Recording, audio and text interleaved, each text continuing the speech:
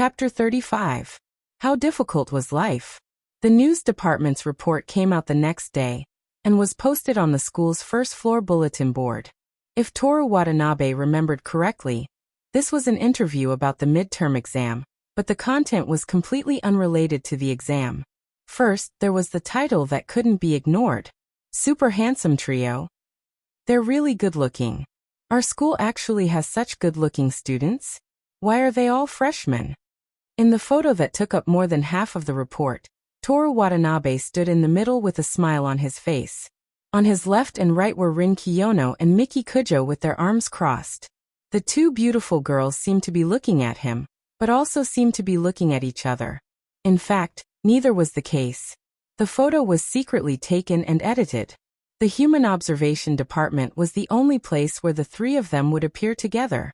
This felt like the cover of a light novel.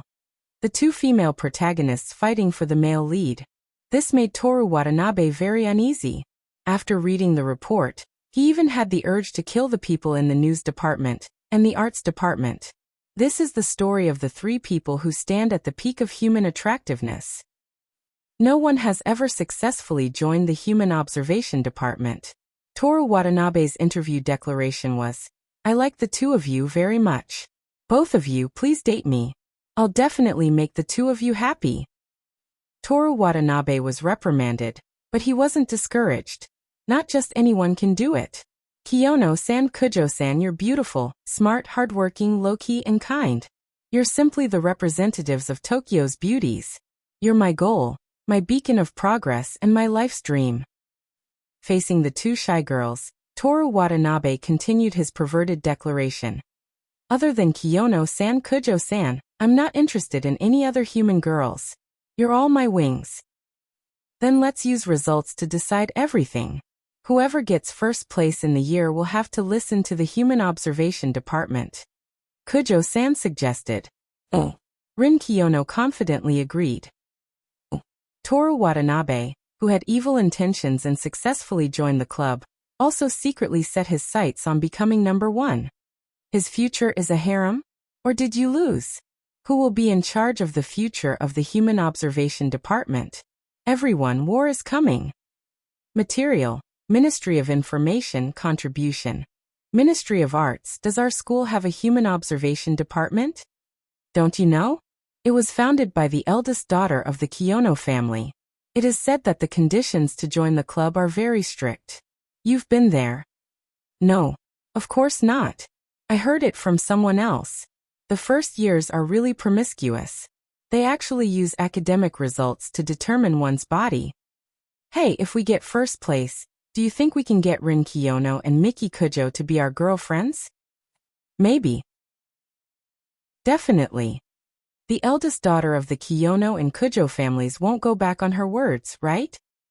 The Ministry of Arts. Toru Watanabe gritted his teeth. Amazing, Watanabe. Osamu Kanai enjoyed watching the drama unfold.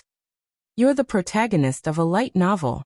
Keisuke Saito also laughed and said, So Koi and I are the protagonist's friends who are responsible for making jokes and providing information. Toru Watanabe ignored the two people who were adding insult to injury and carefully studied the rain-blocking glass on the bulletin board. It was locked up. He didn't know if he could destroy the school property with just a scolding because he was ranked third in school. Watanabe.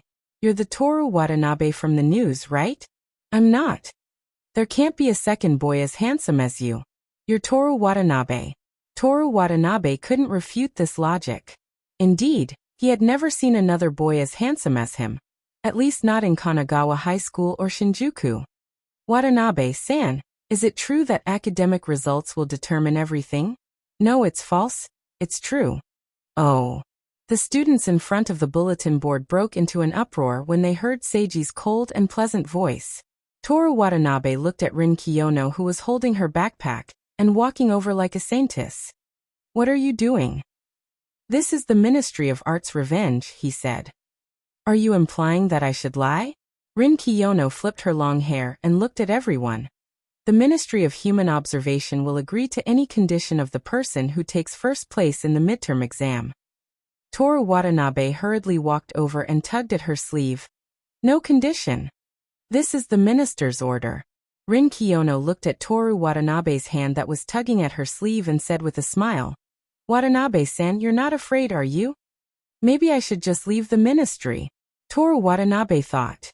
Since I don't have to work anymore, it's fine to stay at school and participate in club activities.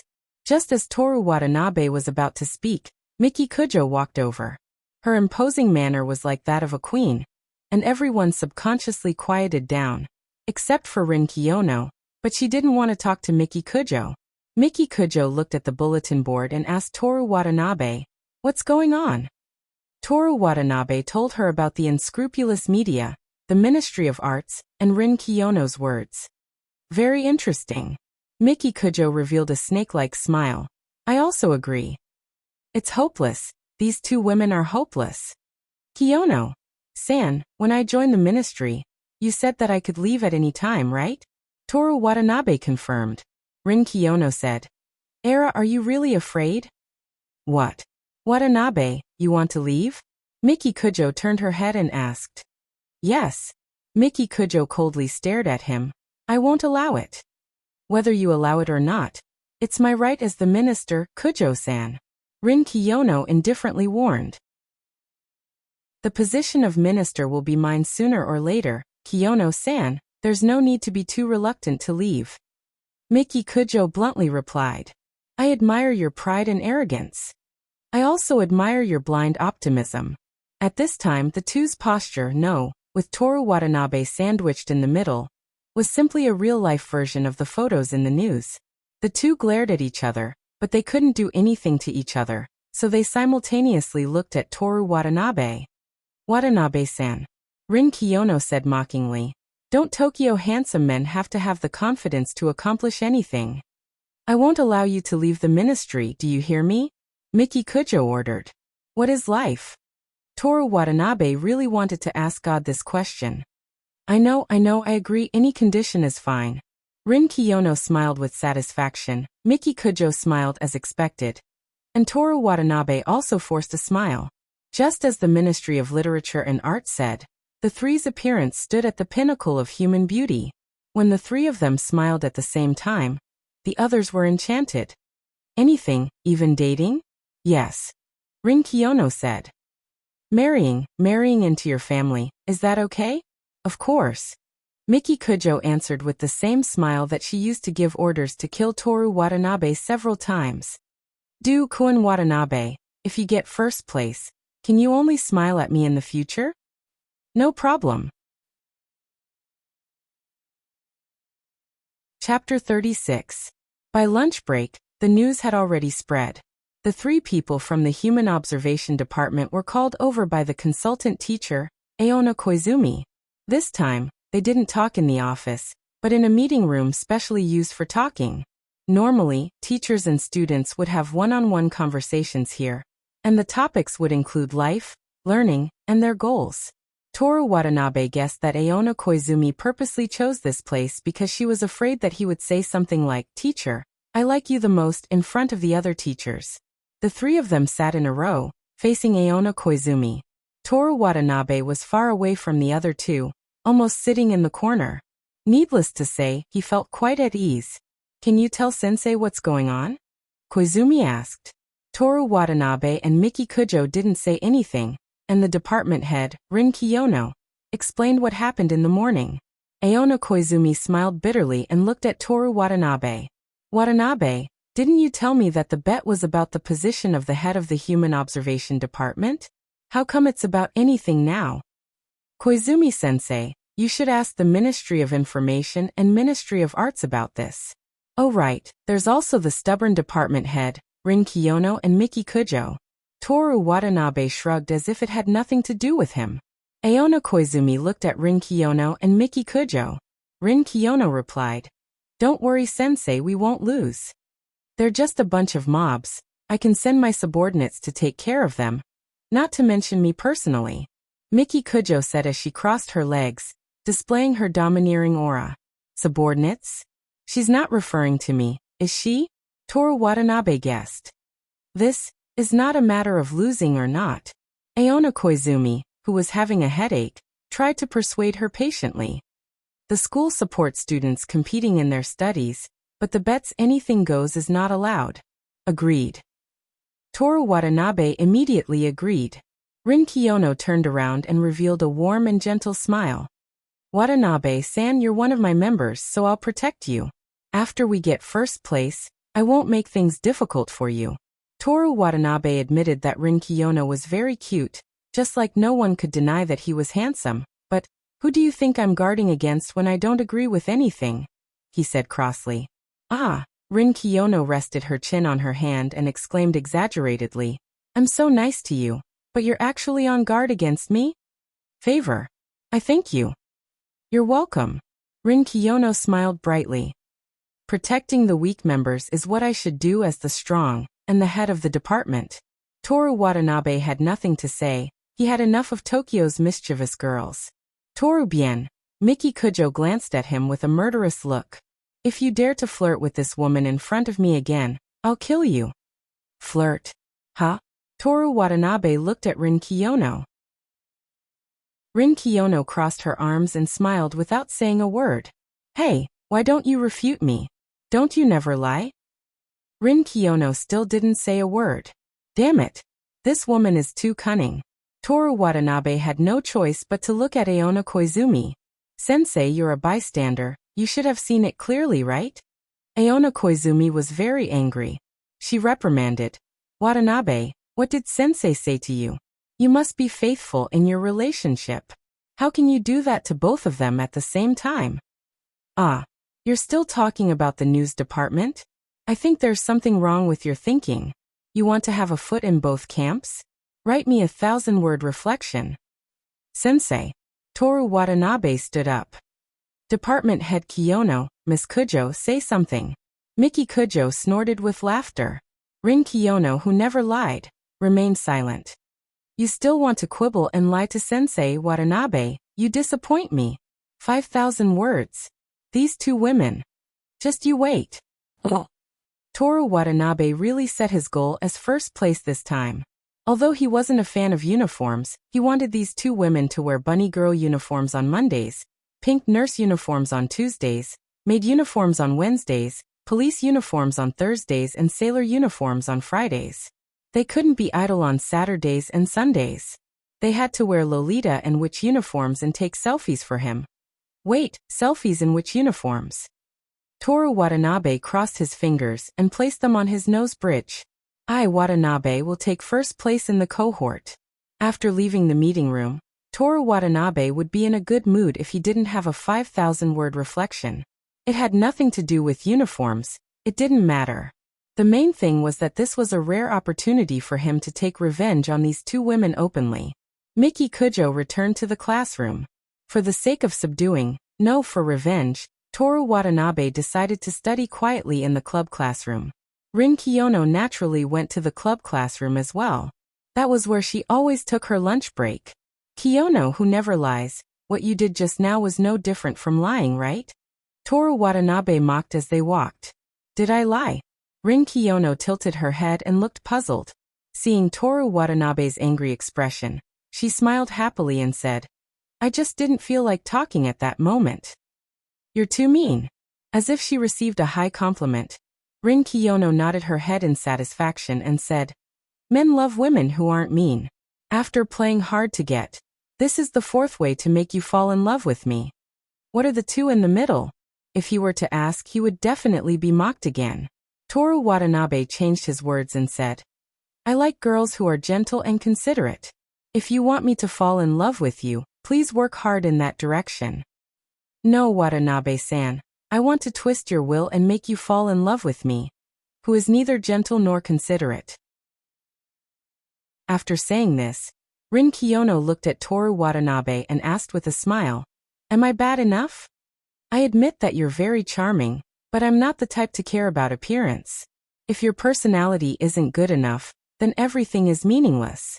Don't be too confident in yourself, Watanabe-san.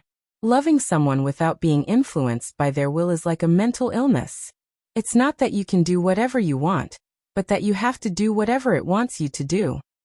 If that's the case, does that mean that one day, Kiyono-san, you will also fall in love with me uncontrollably? Rin Kiyono stopped walking and fell into deep thought as she rested her chin on her hand.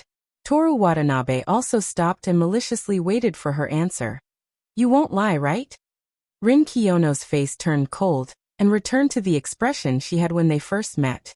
Her long black hair swayed as she silently walked into the corridor of the club building. Hey, are you admitting it? Toru Watanabe laughed as he followed her. I don't want to talk right now. Then that's admitting it. Is your Mandarin bad? Or is there something wrong with your ears? I already said that I don't want to talk right now. Rin Kiyono quickened her pace. Falling in love with me isn't something to be ashamed of. I, Watanabe, am smart and never slack off. Every day I persevere in doing radio gymnastics and swimming. Recently, I've become proficient in spoken English. My next step is to learn Spanish. I'm an outstanding youth who is destined to be great in the future. In the middle of the corridor, Rin Kiyono stopped again and turned around to look at Toru Watanabe, who was still praising himself. I admit that it's possible that I'll uncontrollably fall in love with you in the future. After all, I'm an honest person and I won't deny anything in the future. However, as far as I'm concerned, only female apes with unevolved brains would fall in love with you. This sentence sounds familiar. Toru Watanabe, who had a good memory, tried to recall where he had heard it before. On the day that Miki Kujo joined the Human Observation Department, when he went to the teacher's office to report, Huangzi, who was eating snacks, asked him whether he liked Kiyono or Kujo. At that time, he also thought the same. Only male apes with unevolved brains would fall in love with them. Kiyono-san maybe will unexpectedly get along. Toru Watanabe said sincerely. Rin Kiyono glanced at him in disdain and turned around to leave. I take back what I said just now. Toru Watanabe didn't care whether she heard him or not. In short, the more he interacted with these two women, the more determined he was to win first place. Pour tea for me in your maid uniform. Cuff your hands in your police uniform. The hem of your nurse uniform must be short, and the witch uniform must have a slit. As Toru Watanabe thought about how to take revenge on them, he deliberately slowed down his pace and walked slowly towards the club's classroom. There were many people going to the club building at noon. Some were there to study, while others were there because they had to study after school, and were taking advantage of the time to do club activities. The people who came and went whispered to each other when they saw him. Toru Watanabe even heard rumors about him having a foot in two boats. He had no choice but to quicken his pace and catch up with Rin Kiyono. As the two of them walked side by side, the discussions around them became louder and louder. They weren't afraid that the two of them would hear them. Toru Watanabe didn't care about Rin Kiyono's disdainful glances from time to time. At this moment, the most important thing was for her to help him share the burden.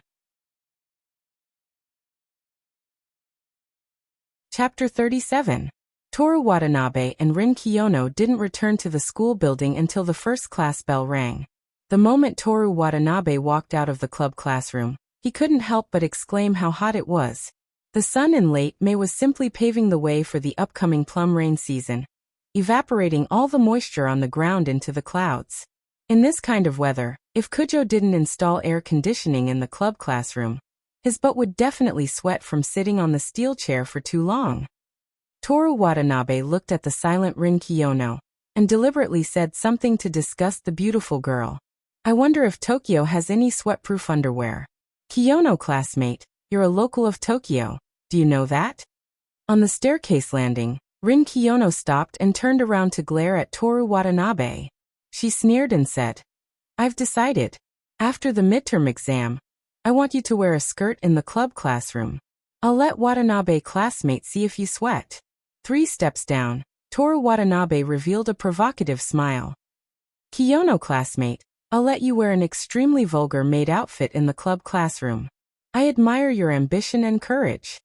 Rin Kiyono said with a gratified smile.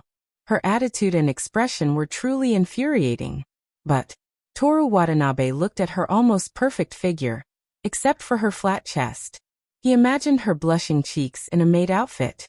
During this brief moment of distraction, Qingyi Rin's slender white hand suddenly grabbed the collar of his shirt.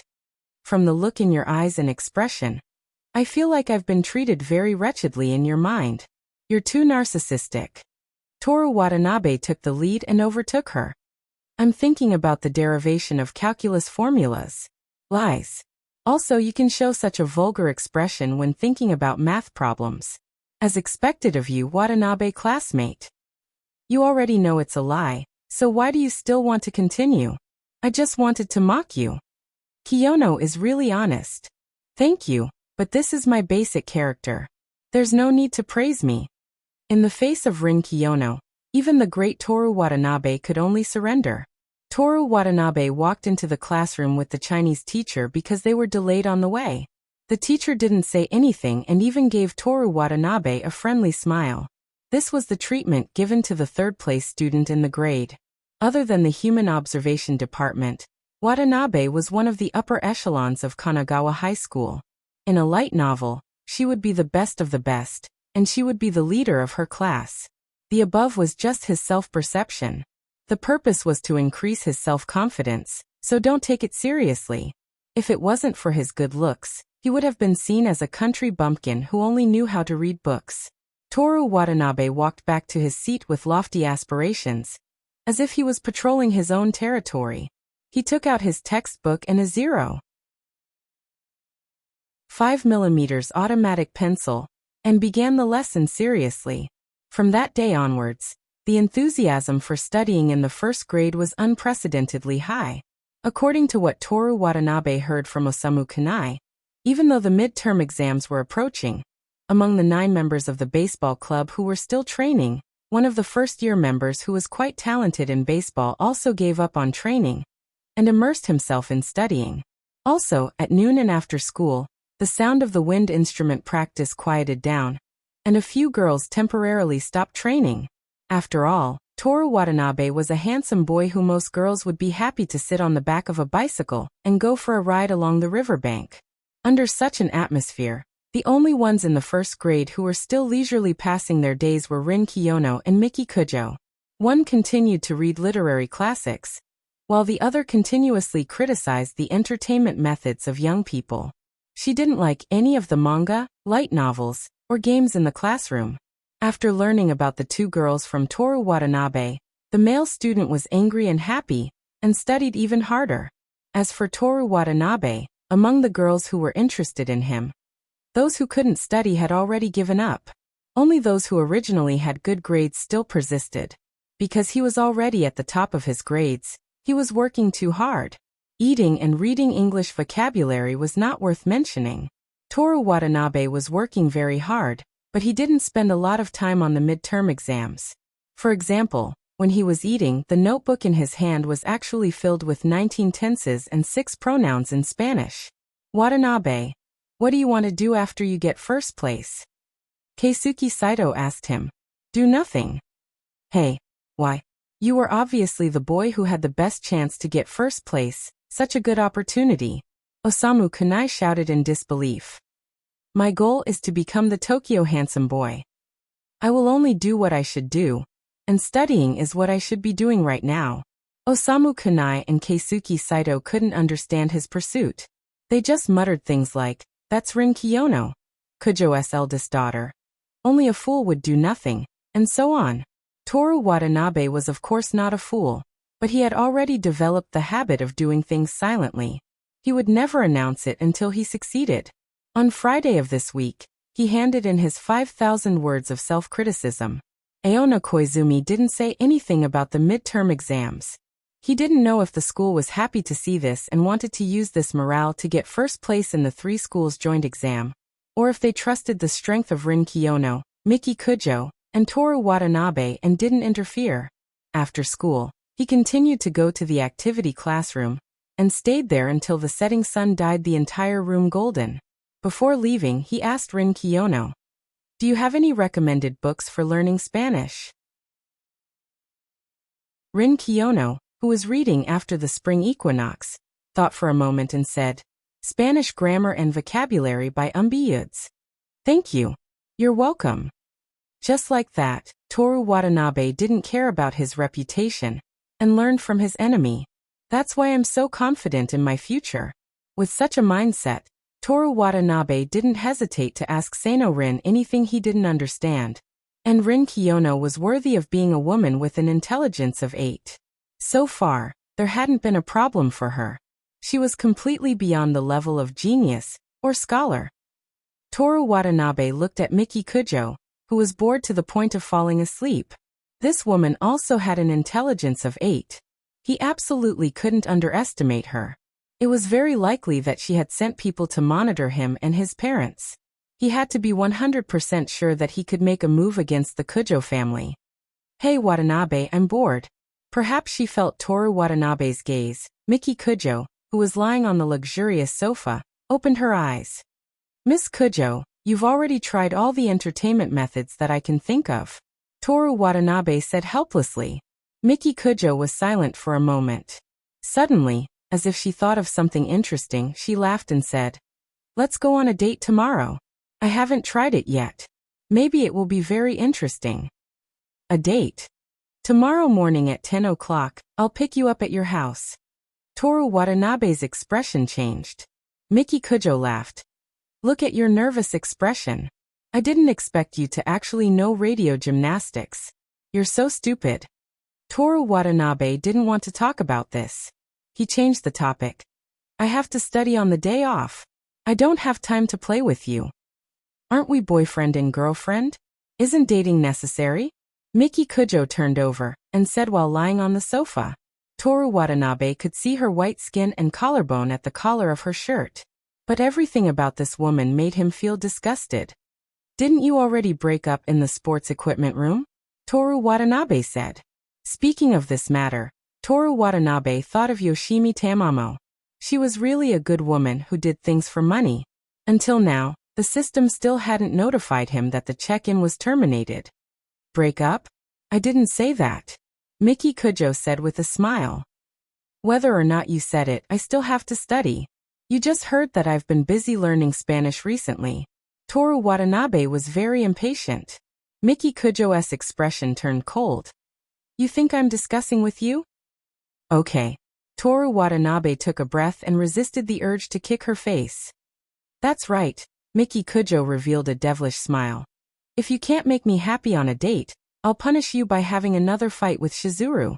This time, the location will be in the ring, and no weapons are allowed. How about it, Watanabe?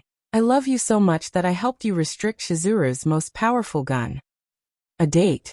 Then I'll also go." Rin Kiyono, who was reading on the side, suddenly said. Miki Kujo said as if joking. "This is between us lovers. Do you want to be the third party?"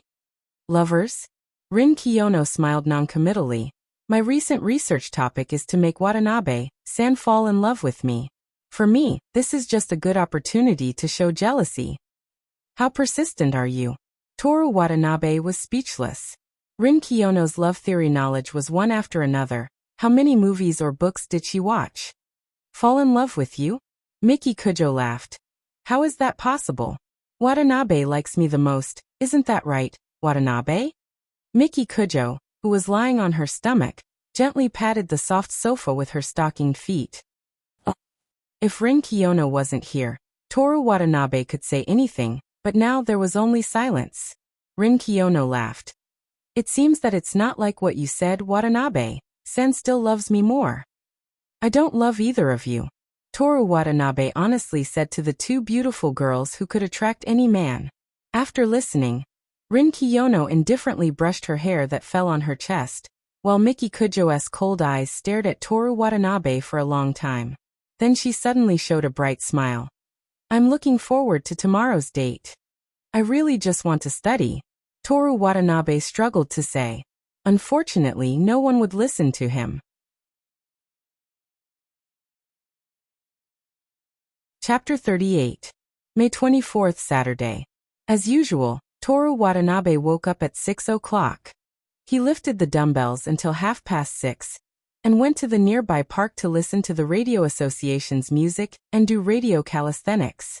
Nowadays, very few young people dared to do radio calisthenics. Just like Miki Kujo said, it was a very silly thing to do.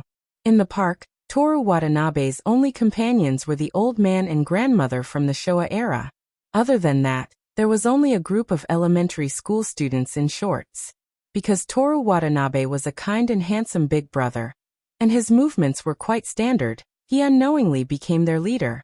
The female teacher in charge of taking care of the elementary school students also prepared an attendance card for Toru Watanabe and stamped it with various animal seals. Jumping exercise 1, 2, 3. You have a new email. After the radio calisthenics, Toru Watanabe waved goodbye to the children and opened the transparent light blue panel. Stamina 3, 4. He clenched his fists.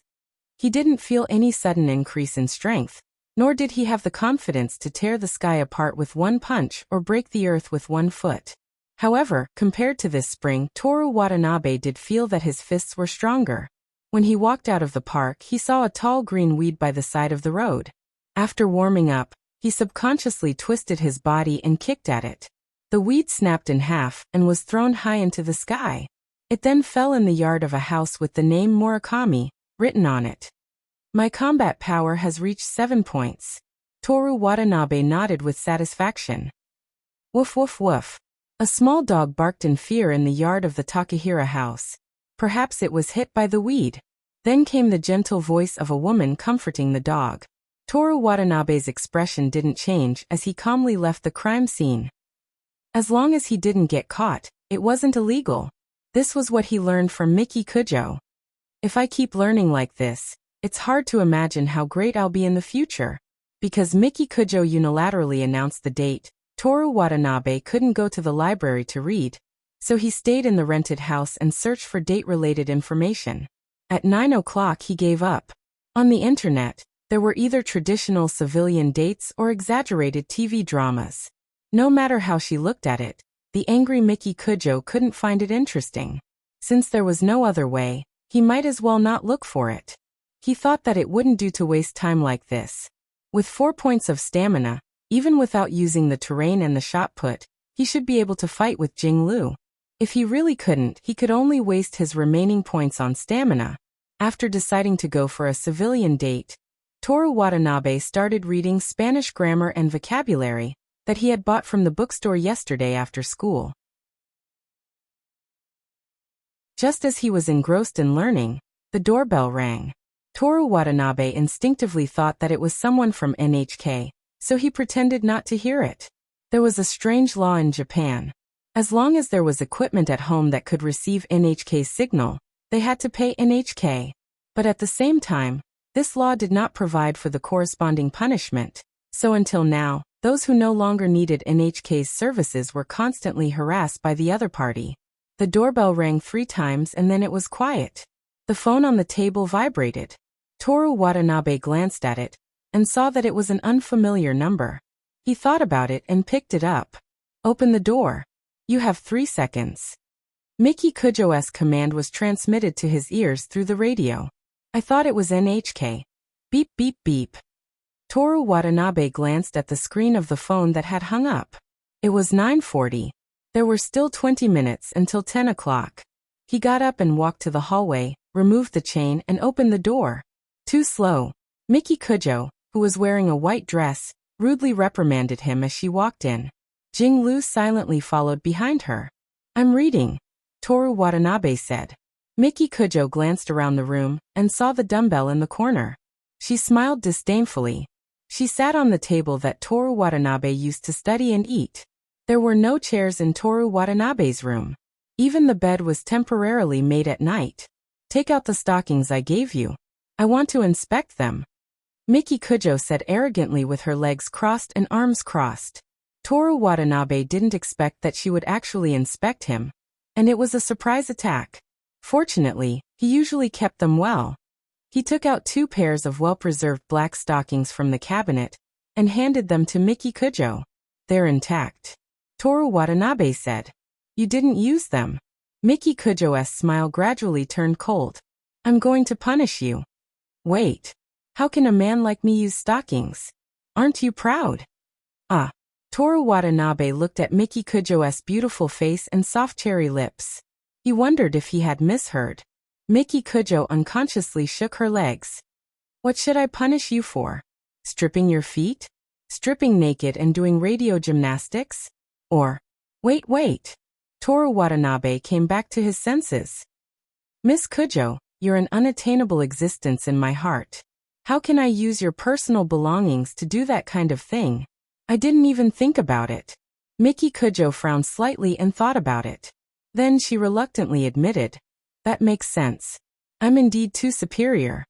Toru Watanabe sighed in relief. Fortunately, there were no normal people in the human observation department other than him.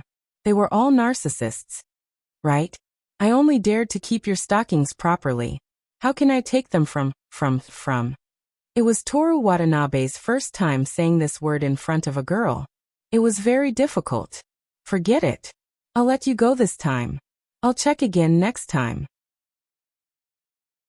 Miki Kujo stood up. Let's go. Please wait a moment. I'll change my clothes. Miki Kujo sat back on the table. I'll give you 30 seconds. If you exceed 1 second, I'll punish you. Toru Watanabe blinked and looked at Miki Kujo and the female robot Shirlu. Can I trouble you two to leave first? Miki Kujo looked at Toru Watanabe's body with a smile, and said without hesitation. No. Shirlu, who had been expressionless, looked at Toru Watanabe's embarrassed look and sneered. This. Toru Watanabe gave up. I'm not changing. Let's go. 30 seconds.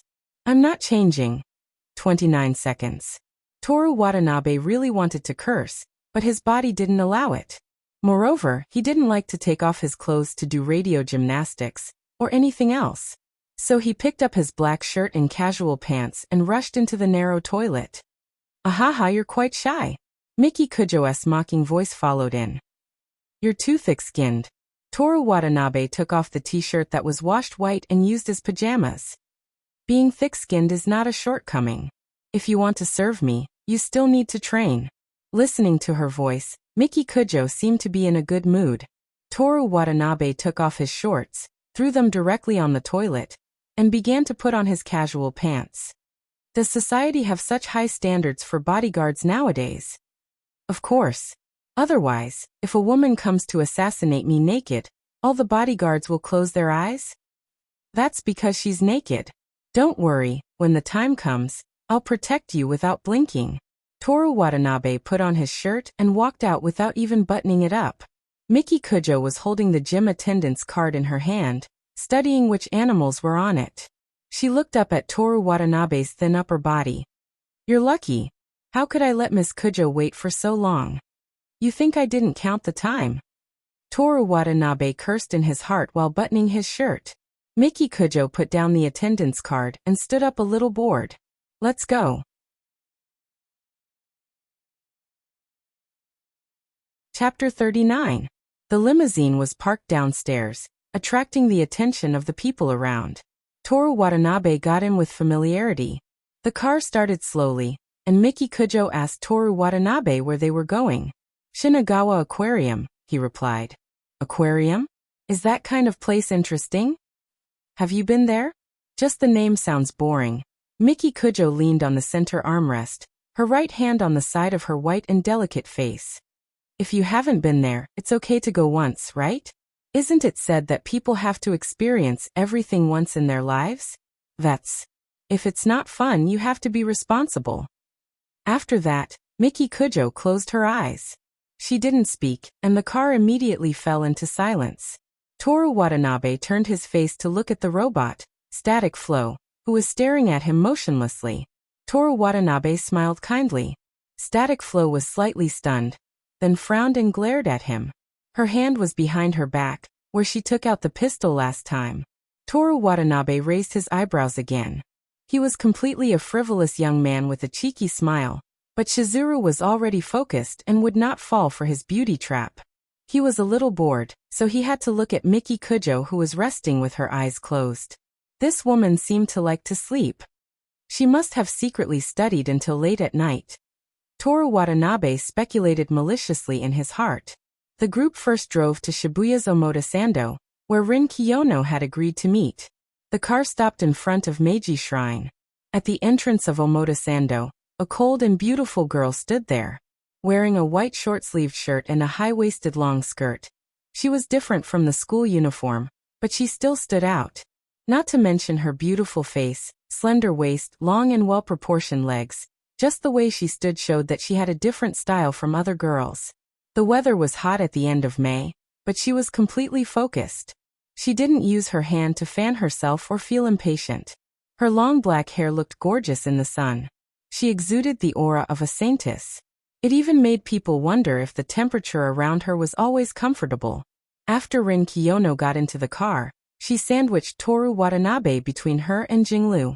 Fortunately, the car was very spacious, and the three of them were very slim, so it was not crowded at all.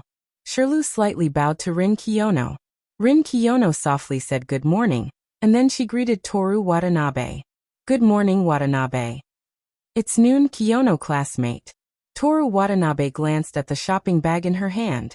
It should be the summer clothes she bought at Omotesento. Rin Kiyono lifted her long hair that was slightly scattered when she got into the car and said with a smile, "It is indeed noon." Toru Watanabe was slightly stunned. Surprisingly, the other party didn't quarrel with him.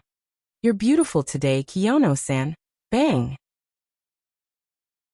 Toru Watanabe grabbed Miki Kujo's right leg that was about to kick his crotch. He looked over. Miki Kujo was still in a reclining position, looking at him with a cold and cruel smile. "Miss Kujo, what are you doing?" "I was just being polite." Toru Watanabe put down Miki Kujo's leg. Rin Kiyono teased. "Watanabe classmate doesn't understand a woman's heart. This is jealousy. It has nothing to do with being polite or not." She crossed her arms and added, "I'm guessing that you didn't praise her today. You only praised me, right? So that's how it is. I learned it." "Miss Kujo, you're also very beautiful today." "Throw him out," Miki Kujo ordered with a sullen face. Shizuru couldn't wait to take out her pistol, pointed it at Toru Watanabe, and opened the door at the same time. The car just passed Shibuya Station. Through the open door, Toru Watanabe saw the loyal dog Hachiko flash by at an extremely fast speed. Wait. Toru Watanabe's face turned pale. If he fell, his body would roll several times on the ground. Wouldn't it? Then he would become a pile of unrecognizable meat paste. The wind blew in from outside the car. Rin Kiyono's long hair fluttered in the wind. She calmly said, "Article 199 of the criminal law, homicide can be sentenced to death. Watanabe classmate, don't worry. The law will avenge you, and Kiyono's family won't let go of this opportunity. Compared to revenge after the incident, I want to live well now." Shizuru was unmoved. She pointed the gun at Toru Watanabe's temple and pulled him to the door with one hand. Just when Toru Watanabe's face felt the summer wind from the south outside the car door, he was ready to resist with his points and physical strength. Miki Kujo's voice came. "Forget it." Her tone was understated, as if she had just asked the boss of Tsukiji Market to kill a live fish. Toru Watanabe breathed a sigh of relief and broke free from Shizuru's hand. At the same time, the door was closed. Miki Kujo looked at Toru Watanabe, whose hair was blown into a mess. She smiled and said, "Watanabe, be careful with what you say. There won't be a next time."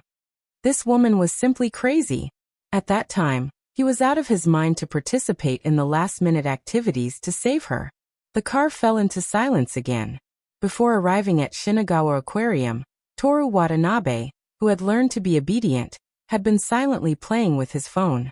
In fact, if the two people next to him didn't have enough public morals, they could see the content on the phone screen just by looking at it. Line group chat. "Osamu Kanai. The morning study is over. Come out to eat together? Keisuke Saito. The cram school class still has 10 minutes. I'm fine with it. Keisuke Saito. What about Watanabe? Toru Watanabe, no. Osamu Kanai. You also need to eat while studying, right? We only spent 2 hours eating. Keisuke Saito. Well, I also have classes in the afternoon. I can't play all the time. Toru Watanabe.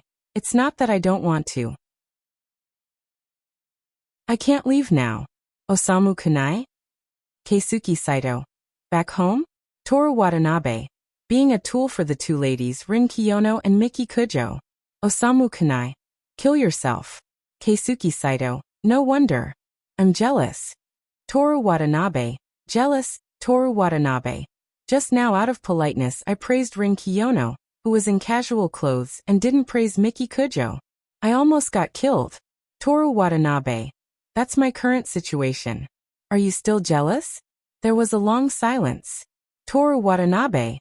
If you sympathize with me, buy me a drink next Monday. After 3 seconds. Keisuke Saito. I always feel that you're living a fulfilling life. Osamu Kanai. Cancel the lunch party. I want to continue studying. Only by studying well can you live a fulfilling life. Toru Watanabe. No, it's mainly about the face. I need to be handsome. Pfft. Toru Watanabe looked up. Rin Kiyono, who had just snickered, had turned her face to look out the window. He glared at the back of the head of this guy who had no public manners. The car arrived at Shinagawa Station, and the aquarium was right in front of them. The 4 of them switched to walking and arrived in less than 2 minutes. Rin Kiyono didn't put the shopping bags in the car. Instead, she carried them with her. There were a lot of people on Saturday. As the only male, Toru Watanabe spread his hands. I'll help you buy the tickets.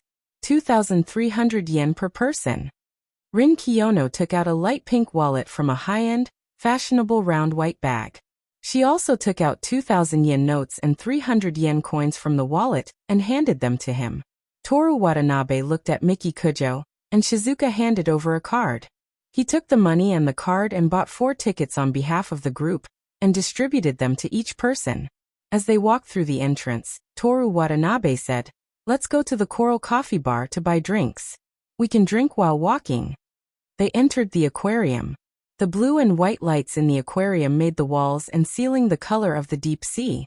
Rin Kiyono looked at the information on the tickets in her hand and whispered to herself, "Dolphin show?" Toru Watanabe saw her slightly flickering eyes and didn't speak. He didn't have anything in particular he wanted to see. Originally, he was a gentleman. It was okay to take the initiative to propose to see it, but Tokyo handsome men never fell in the same place. Miki Kujo had to compare everything with Rin Kiyono. As the only male around them, he passively acted as the referee. Just now, his teasing praise almost caused a murder. Now it was better to be wise and protect himself. Dolphin? Kiyono's family also has a headache with an air like you. Lead the way. I want to see the sharks. The last sentence Miki Kujo said to Toru Watanabe. Buy drinks first. Toru Watanabe insisted. Miki Kujo glanced at him. You decide, but I want to remind you that if I'm not satisfied with the final result, you know what will happen. Toru Watanabe was prepared for her dissatisfaction, so he simply followed his own preferences. After buying the drinks, he didn't go to see the sharks. Instead, he walked into a dark room. There were many large cylindrical tanks, very much like the incubator used in human experiments in movies. Dandelion-like jellyfish swayed in them. The transparent bodies of the jellyfish turned into various colors because of the different lights. Such a scene made countless tourists stop. Even Rin Kiyono couldn't help but take out her mobile phone to take pictures. Miki Kujo stood in front of the blue tank and looked at it with interest. Sorry. The sound of the apology was very close. Toru Watanabe, who was observing the floating jellyfish and trying to learn something from it, looked over. The room was dark. A couple who were taking pictures seemed to have accidentally bumped into Miki Kujo. The woman smiled and apologized to her, then immediately urged her boyfriend to press the shutter. Toru Watanabe looked at Miki Kujo. Under the changing lights, her face was quite gloomy. Then she suddenly laughed. In a dark corner, Toru Watanabe saw a few men in casual clothes walking over slowly. It seemed that they were also here to admire the blue jellyfish. But Toru Watanabe saw something like a needle reflecting the light on their sleeves. His face changed. He didn't expect that Miki Kujo would want to kill someone just because of an accidental bump. Toru Watanabe walked over with a drink in one hand. He stood in front of Miki Kujo and said to the woman, "Hey, is it over with an apology?" The boyfriend put down his camera and walked over quickly. "What's wrong?" he asked his girlfriend. The woman said, "I accidentally bumped into her with my shoulder. I've already apologized." The man turned to Toru Watanabe and said, "You've already apologized. What else do you want?" Toru Watanabe looked around and saw that the men were still looking at them. He sighed silently in his heart. "Brother, I'm trying to save you. Don't blame me. What's wrong?" You guys don't deserve to touch my woman's body. He was very disgusted with Miki Kujo, so he pretended to be disgusted. What do you mean? No man could tolerate his girlfriend being insulted in front of his face. Toru Watanabe didn't like to scold people. Besides, scolding people wouldn't be enough to appease Miss Kujo's murderous intent, so he directly attacked. The fast punch directly hit the man's face. Blood came out of his nose. The man was dizzy. When he came back to his senses, he yelled out a classic Japanese curse. Then Toru Watanabe punched him in the stomach. This guy probably didn't have much stamina, so he immediately curled up like a prawn. A woman screamed. Soon, the crowd was in chaos. What are you doing? The woman who accidentally bumped into Miki Kujo shouted. Toru Watanabe slapped the woman's boyfriend and said, "Stop screaming. I'm sorry. But as a man, please suffer for your girlfriend." He apologized to the man in his heart. Security. Security. Another slap. Stop screaming. Police. I want to call the police. Call the police. Toru Watanabe didn't say another word. He slapped the man's face again. This time he used some technique. The man's mouth started to bleed. Otherwise, with this woman's craziness, Toru Watanabe was afraid that this brother's face would be swollen. Seeing the blood, the woman stopped screaming. She just stared at Toru Watanabe in fear and anger, waiting for the security to come. After a while, the nearest security guard of the aquarium squeezed through the crowd and came over. The woman immediately shouted, "Arrest them. I want to call the police." Before she could finish, Toru Watanabe slapped her boyfriend again. "Customer. Please stop. We will take care of everything." The security guard said sternly. "Arrest them.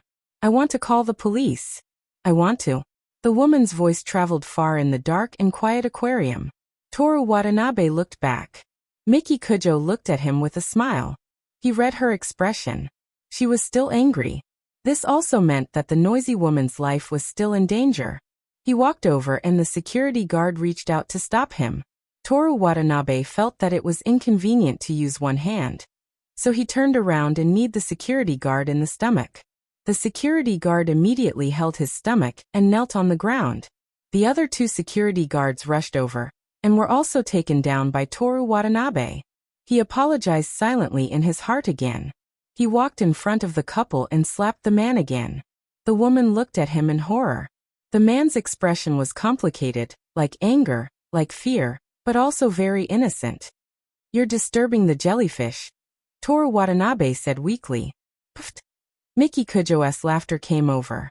Toru Watanabe breathed a sigh of relief and said to the couple in a happy tone, "Next time you dare to touch my woman, I'll beat you up every time I see you." After that, Toru Watanabe turned and walked back. He asked Miki Kujo, "Are you okay? Tell me if you have something to say. I'll beat them up again to vent your anger." "Forget it." Miki Kujo waved her hand. "I'm in a good mood. I'll let her go." The four of them left the jellyfish area. No staff came to stop them along the way. Toru Watanabe drank the drink in his hand and deliberately said carelessly, "Is my temper too bad? I just touched her and she was beaten up like this? This is nothing." Miki Kujo didn't seem to understand what he meant. She said indifferently, "She's the second person who can survive after touching my body. She got lucky." "How many people did she kill?" Toru Watanabe felt that the dark blue lights around them were gloomy. Miki Kujo saw through his thoughts and said with a smile, "Don't worry, it's not as much as you think. Normal people can't touch me at all. Of course, there are a lot of them." Toru Watanabe smiled awkwardly. "Let's go see the sharks." The sharks were in a huge aquarium, and there were many other kinds of fish in it. To visit, they had to walk down a spiral ramp to the bottom of the huge aquarium. Halfway there, Jingliu's phone suddenly rang. Miki Kujo frowned slightly. It took Jinglu 2 seconds to answer the phone. She whispered a few words to Miki Kujo. "A bunch of useless things. You can't do anything without me." Miki Kujo turned and walked out of the stadium. Jinglu immediately followed. As they left, the crowd on the ramp immediately cleared. These men and women were all Miki Kujo's subordinates. Only Toru Watanabe and Rin Kiyono were left on the ramp. Toru Watanabe said, "Are we going to see the sharks or the dolphin show?" Rin Kiyono, who had been expressionless since just now, replied, "The dolphin show is still 20 minutes away." So the two of them walked down the ramp without saying a word, and came to the bottom of the huge aquarium. There was a 20-meter-long, undersea tunnel. Countless schools of fish danced above and around them. They swam quickly one moment, and suddenly stopped moving the next. Every time they turned, their scales would reflect a colorful brilliance, like a kaleidoscope. "Aren't you curious?" Toru Watanabe's eyes fell on the notice board. On it was written the information of all the fish in the tank, such as anchovies, sharks, bream, and other fish. "Although I don't know why, you should be doing it for their own good." Rin Kiyono stared at the about 8,000 spotted anchovies. "You're a good person. I can see that." It wasn't a good thing, but Toru Watanabe still said thank you. He said again, "Most people would be curious, right? For example, the medicine mentioned last time, what's new in the imperial tea, and so on. Kiyono's family has a headache having an heir like you. You didn't ask, did you? I'm waiting for the day you fall in love with me and tell me." When Toru Watanabe finished speaking, Rin Kiyono giggled. Toru Watanabe wasn't joking. He wasn't interested in her matters. To be precise, this sentence was even provocative. But in the end he also laughed. Rin Kiyono's pure smile was rare. Her previous smiles were either provocative or smug. They were always deliberate. "I'm also waiting for the day you fall in love with me and tell me," she responded with a smile. Toru Watanabe looked at the other side of the tank. The shark opened its bloody mouth at him. His expression didn't change, but he was actually a little afraid. "Then let's see who's the uncivilized ape man."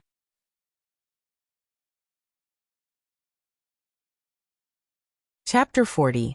Yoshimi Tamamo's mood had been very irritable recently. Firstly, it was because the club activities had stopped, and she was forced to study all day long. Secondly, Toru Watanabe had been ignoring her. The last message on their line was about the treat. On Tuesday, the news department reported that he was pursuing Rin Kiyono and Miki Kujo at the same time. The representative of Tokyo's beauties? He had no interest in other human females? She still remembered that after school, Toru Watanabe had confessed to her shyly but firmly in the family restaurant. He was obviously a poor boy from the countryside, but he took out 150,000 yen to let her be his girlfriend for a month, and even patiently tutored her in her makeup exams. Yoshimi Tamamo thought that he liked her a lot, but when this country bumpkin saw Rin Kiyono and Miki Kujo, who were only slightly prettier than her, he forgot about her in the blink of an eye.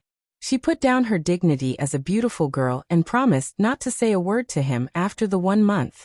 After the 1 week of compulsory study ended, she immediately asked her junior high school friends to come out on Saturday to relax. "So beautiful, this is my boyfriend." Why didn't I hear you mention it? When did this happen? Actually, we just got together. Oh right, this is my good friend Yoshimi Tamamo. She is a student of Kanagawa High School. So beautiful, this is my boyfriend Koto Itsuki. Nice to meet you. I didn't expect Kiji-chan's friend to be so good-looking. Hello. Yoshimi Tamamo replied indifferently. The person called Koto Itsuki looked ordinary to her, but he was tall and dressed according to the magazine, so he looked like a decent person. But the other party saw that she was pretty, and his obscure gaze made her feel disgusted. If it was before, although Yoshimi Tamamo didn't like this kind of person, she would still be happy. After all, it proved that she was pretty. But now when she saw this kind of person, she thought of Toru Watanabe, and then she would be inexplicably angry and want to scold him on the spot. However, the other party was her friend's boyfriend, so she tried not to show too much coldness and remained polite. Her friend, on the other hand, was quite happy with Yoshimi Tamamo's attitude. As a girl, she was inevitably worried that her beautiful best friend would meet her boyfriend. "Let's go. I want to see Penguin before the dolphin show in the morning." "All right, let's go." The three of them set off for Shinchuan Aquarium, laughing and joking. "Let me tell you, Kamigawa is really super strict. I really shouldn't have gone to that school." "Really? Even club activities are prohibited? Isn't that illegal?" I really want to report this to the Ministry of Civil Affairs. Ha ha ha. After buying the tickets at the aquarium and watching penguins, there was still some time before the dolphin show. They were ready to go to the undersea tunnel. It's so beautiful. Help me and Ishu take a picture later. No problem. But if I knew you would bring your boyfriend here, I wouldn't have come. Couples are so disgusting. Wretch, aha. What are you doing? If you're so beautiful, wouldn't you have as many boyfriends as you want? So beautiful? So beautiful, what are you looking at? Yoshimi Tamamo looked at the couple in front of the huge water tank in the undersea tunnel with a sullen face. The man's hair was messy as if he was riding a motorcycle without a helmet. He wore a simple black shirt and casual pants. Even so, he was still so handsome that people couldn't ignore him. Even because he was so handsome, people thought that his messy hairstyle was a new style in the beauty shop. Beside the man, there was a super beautiful girl who attracted everyone's attention. People around her were also peeking at her with "This girl is so cute." This couple, who were more good-looking than the male and female protagonists in the TV series, were chatting happily. The girl's smile made Kiko's boyfriend dumbfounded. Kiko followed Yoshimi Tamamo's gaze and looked at the man's face a few times. This was a young man who was very popular with women. She turned back and asked Yoshimi Tamamo again. "What's wrong, so beautiful? Do you know her?" He didn't send a message or say a word. She took the initiative to invite him to dinner and was rejected. Then he went on a date with another woman before the exam. The beautiful girl's self-esteem was completely shattered. Yoshimi Tamamo smiled again, but the happy smile just now was gone. It was replaced by a faint smile, which looked very scary at first glance. "Yes, I know her." With that, she walked up to him. "Toru Watanabe, you made me unhappy, so I won't make you happy. Then let's see who's the uncivilized ape man." After Toru Watanabe said this, he vaguely heard someone calling him. Just when he suspected that he had heard wrongly, a clearer voice came. Xiaoche. He knew who it was without looking. Not to mention the voice, only Yoshimi Tamamo in the entire eastern Kyoto called him Xiaoche. Toru Watanabe turned back and saw a beautiful girl with a graceful figure leaning over and holding his hand naturally. "Hey, what are you doing? It's too soft." "No, it's too messy." Toru Watanabe wanted to pull his hand out from between the peaks, but Yoshimi Tamamo, who has 6 stamina, hugged him tightly. Toru Watanabe, who has 4 stamina, can't do anything. Also, his hand was moving back and forth, and it felt very uncomfortable. Yoshimi Tamamo pouted and said unhappily, "Xiaoche, why didn't you call me when you came out to play? You let go first." "Oh yes, Xiaoche, this is my friend Ikeda Noriko and her boyfriend." "Noriko, this is my boyfriend, Toru Watanabe. He is the 3rd best student in Kanagawa High School. He is very powerful. He also tutored me when I got an A in my makeup exam." Ikeda Noriko introduced herself. "Nice to meet you, I am Ikeda Noriko. I am Komiai's junior high school classmate." "Hello, I am Toru Watanabe." Toru Watanabe replied. "Hello, I am Little Beard Itsuki, and this is?" Little Beard Itsuki asked Rin Kiyono. Ikeda Noriko's expression was not very good, and her gaze towards Rin Kiyono was filled with hostility. Rin Kiyono did not look at the 3 of them, and pretended to be a stranger, staring at the water tank. The broad-striped shark that was patrolling its territory aggressively was showing its teeth. The atmosphere was a little awkward. "Oh." Toru Watanabe extended his free hand and introduced the 2 of them. "This is Seigo Rin and she's he could not find the right adjective. Enemy? Classmate? Club member? Acquaintance? Friend?" Rin Kiyono turned around and said in a very dignified manner, "Nice to meet you. I am Rin Kiyono, the pursuer of this man who is full of lies, and I am being pursued by him." "Ah." Toru Watanabe was puzzled by the last sentence. "Ha." Yoshimi Tamamo's voice was very loud. After Rin Kiyono finished speaking, she put the hand that was not holding the bag to her lips, and thought, "That's not accurate. Actually, we are having a competition to see who will be the first to fall in love with the other." "What kind of love game is this?" Little Beard Itsuki said in a tone that was trying to stir up the atmosphere. Unfortunately, no one paid attention to him. Ikeda Noriko looked at Yoshimi Tamamo, who was tightly hugging Toru Watanabe's arm, and put on a look that said, "If we have a falling out, I will help you immediately." Yoshimi Tamamo's charming, watery eyes were filled with anger, and she stared at Toru Watanabe's face without letting go. "Xiaoche, what is this woman talking about?" she questioned. The surrounding people all looked over, gloating over the scene of catching adulterers in the act. There was a very beautiful girl beside him just now, and he even got into a fight because of her. Someone in the crowd reported. Toru Watanabe glared at the single man, and Rin Kiyono showed a shallow smile. Toru Watanabe, the Tokyo handsome guy, who was smart and never slacked off, seemed to be quite hated by people. "Watanabe." Yoshimi Tamamo said the frivolous man's name word by word. She was really angry. She despised Toru Watanabe for being poor, came from the countryside where the bus only took 2 hours, and never thought about falling in love, but as his de facto girlfriend, she knew that she was only one of his spare tires. Not to mention a beautiful girl.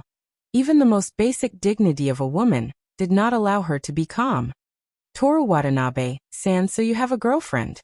Rin Kiyono held back her laughter, and her face was serious and cold. "If you want me to fall in love with you, being single is the most basic, right? Please break up with them immediately." "You." Toru Watanabe's heart collapsed. What kind of development is this? My girlfriend's tragic shuraba with the club head and the young miss of a consortium? Encountering a shuraba among 4 people who don't love each other, is there something wrong? About how I spent money to find a girlfriend, but was caught in the act. But at the same time, Toru Watanabe was somewhat relieved. Fortunately, Miki Kujo was busy with work and left, otherwise, he was sure that he would be thrown into a tank with sharks.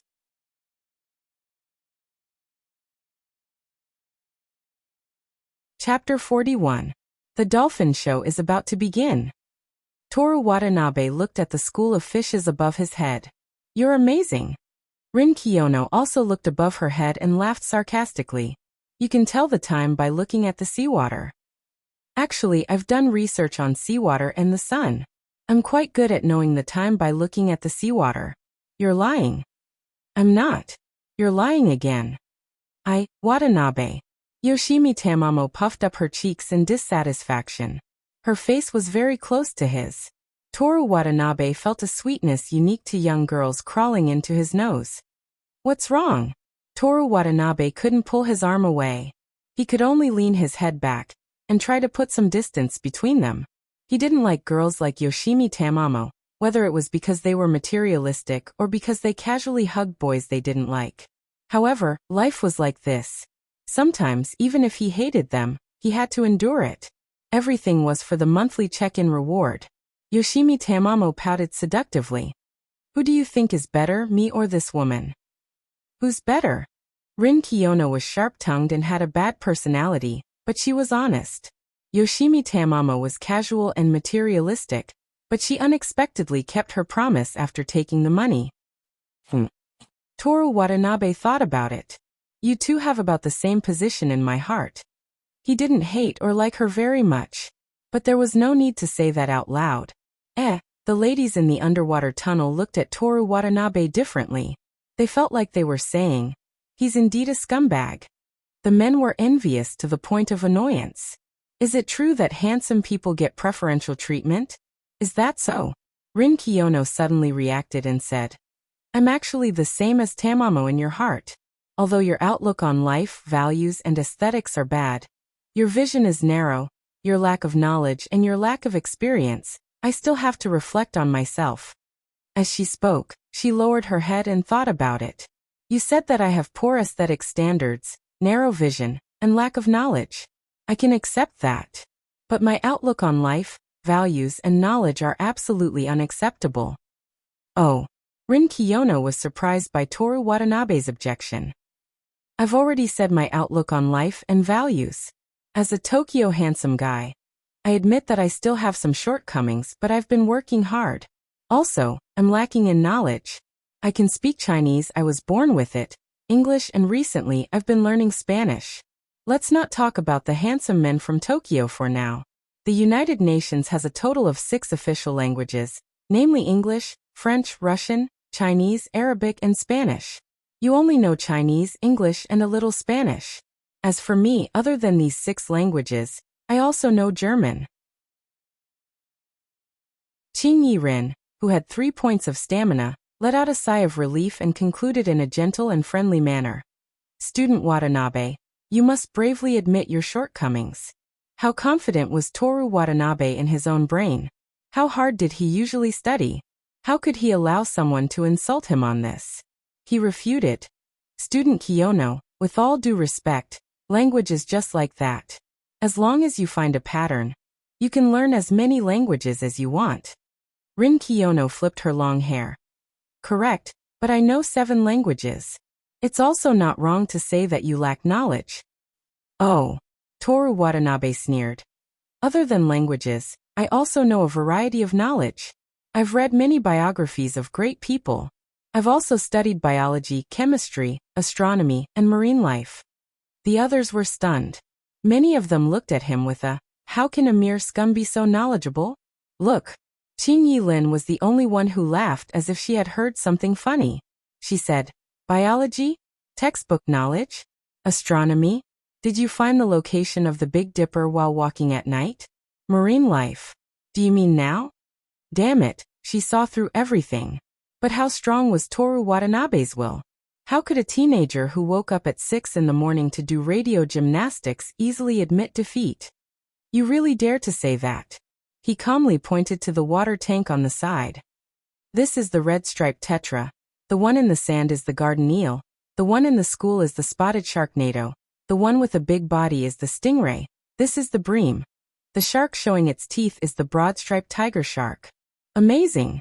Yoshimi Tamamo couldn't help but exclaim softly. Toru Watanabe raised his head slightly and looked down at Rin Kiyono. Just as everyone looked at him with admiration, Rin Kiyono burst out laughing. She covered her mouth with her hand. Sorry, because it's too funny. After adjusting her breathing, she said with a mocking smile, Student Watanabe, reciting the contents of the aquarium's bulletin board doesn't count as studying marine life. Or is your so-called research so superficial? He was seen through again. How could this woman named Rin Kiyono be so terrifying? Could it be that in addition to seeing through lies, she was also hiding the ability to read minds? This was a skill that even he, as a player, envied. When Tetsumasa Watanabe had nothing to say, the aquarium's broadcast saved him.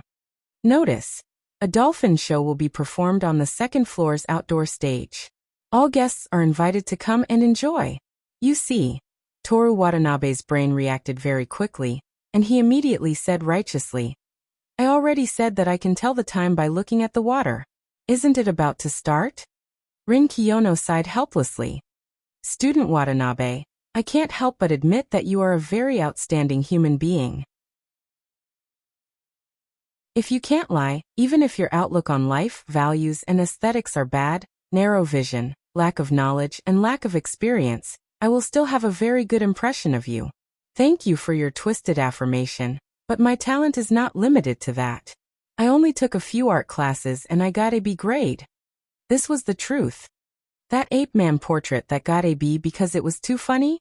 Teacher, art teacher, what are you doing? You actually showed it to other classes?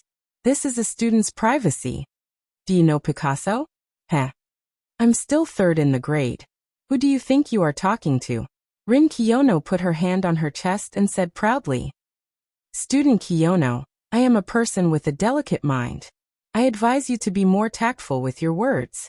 Toru Watanabe stared fiercely at her chest that did not even have one. If I hurt your immature and young heart, I apologize. You should just shut up. Being a window doll that can't move is cuter than you who can talk. Toru Watanabe did not say this personal attack out loud. Even if she was being sarcastic, he would never attack her personally. Toru Watanabe, who had nothing to say, looked at his own reflection in the aquarium and felt very proud of himself. Finding something to comfort himself with, Toru Watanabe, who was in a good mood, changed the topic. The dolphin show is about to start, let's go. That's right, let's go. Rin Kiyono also acted as if she was just fooling around. She did not continue to pursue the victory or show off her point of view. She was proud that her point of view was correct. At this time, the others came back to their senses, and the way they looked at the two changed completely. Knowing 3 languages was considered lacking knowledge? No matter what method was used, being able to distinguish most of the fish in the aquarium was considered lacking knowledge? The third in the grade did not deserve to speak? Was the other person second or first? Why did these 2 people come to the aquarium? Wouldn't the research institute, museum, or library be more suitable for them? Toru Watanabe said to Yoshimi Tamamo, who was still hugging him, "I want to see the dolphins, please let go of me." Yoshimi Tamamo came back to her senses and hugged Toru Watanabe even harder. "We are going too." Time had passed since Toru Watanabe achieved a stage of failure. Afraid that it would be too late, the 5 of them immediately left the undersea tunnel together and followed the signs to the 2nd floor. Rin Kiyono walked in the front. She usually had the dignified temperament of a rich young lady, but at this time, she walked with light steps, like a lively anime heroine stepping on cherry blossoms in spring. Behind her were 2 pairs of couples. Yoshimi Tamamo hooked her arm around Toru Watanabe's arm, and Ikeda Kiko hooked her arm around Yoshimi Tamamo's. She was very dissatisfied with her boyfriend's dumbfounded expression. "So beautiful," Ikeda Kiko said excitedly. "Your boyfriend is amazing." "He's very ordinary, just barely enough to be my boyfriend," Yoshimi Tamamo said modestly, but she was a little proud in her heart. "He's so smart and ordinary." "So what?" "In the beginning he took the initiative to confess to me and insisted that I be his girlfriend. I reluctantly agreed to him." "Eh? Really? Isn't that right, Watanabe?" Yoshimi Tamamo hooked her arm around Toru Watanabe's arm and exerted more strength, burying Toru Watanabe's arm deeper into the mountain. "Yes. So beautiful, you're so happy." Ikeda Kiko was very envious, and then whispered in her ear, "But you have to be careful. Although he quarreled with that woman, their relationship seems to be very good." Speaking of this, Yoshimi Tamamo's good mood disappeared again. She stared at Rin Kiyono's back, thinking about how to beat her and let everyone know. Yoshimi Tamamo was the most beautiful girl in Kamigawa.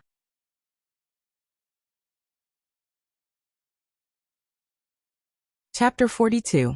In terms of the number of people, the dolphin show was undoubtedly the most popular event in the aquarium. The stands were full of people, but strangely, there was no one sitting in the front row around them. Everyone was squeezed in the back. "Why don't you want to sit in the front? Can't you see more clearly?" Toru Watanabe asked Rin Kiyono. In his mind, Rin Kiyono was basically the same as a know-it-all. Rin Kiyono looked at the dolphin's round head in the pool.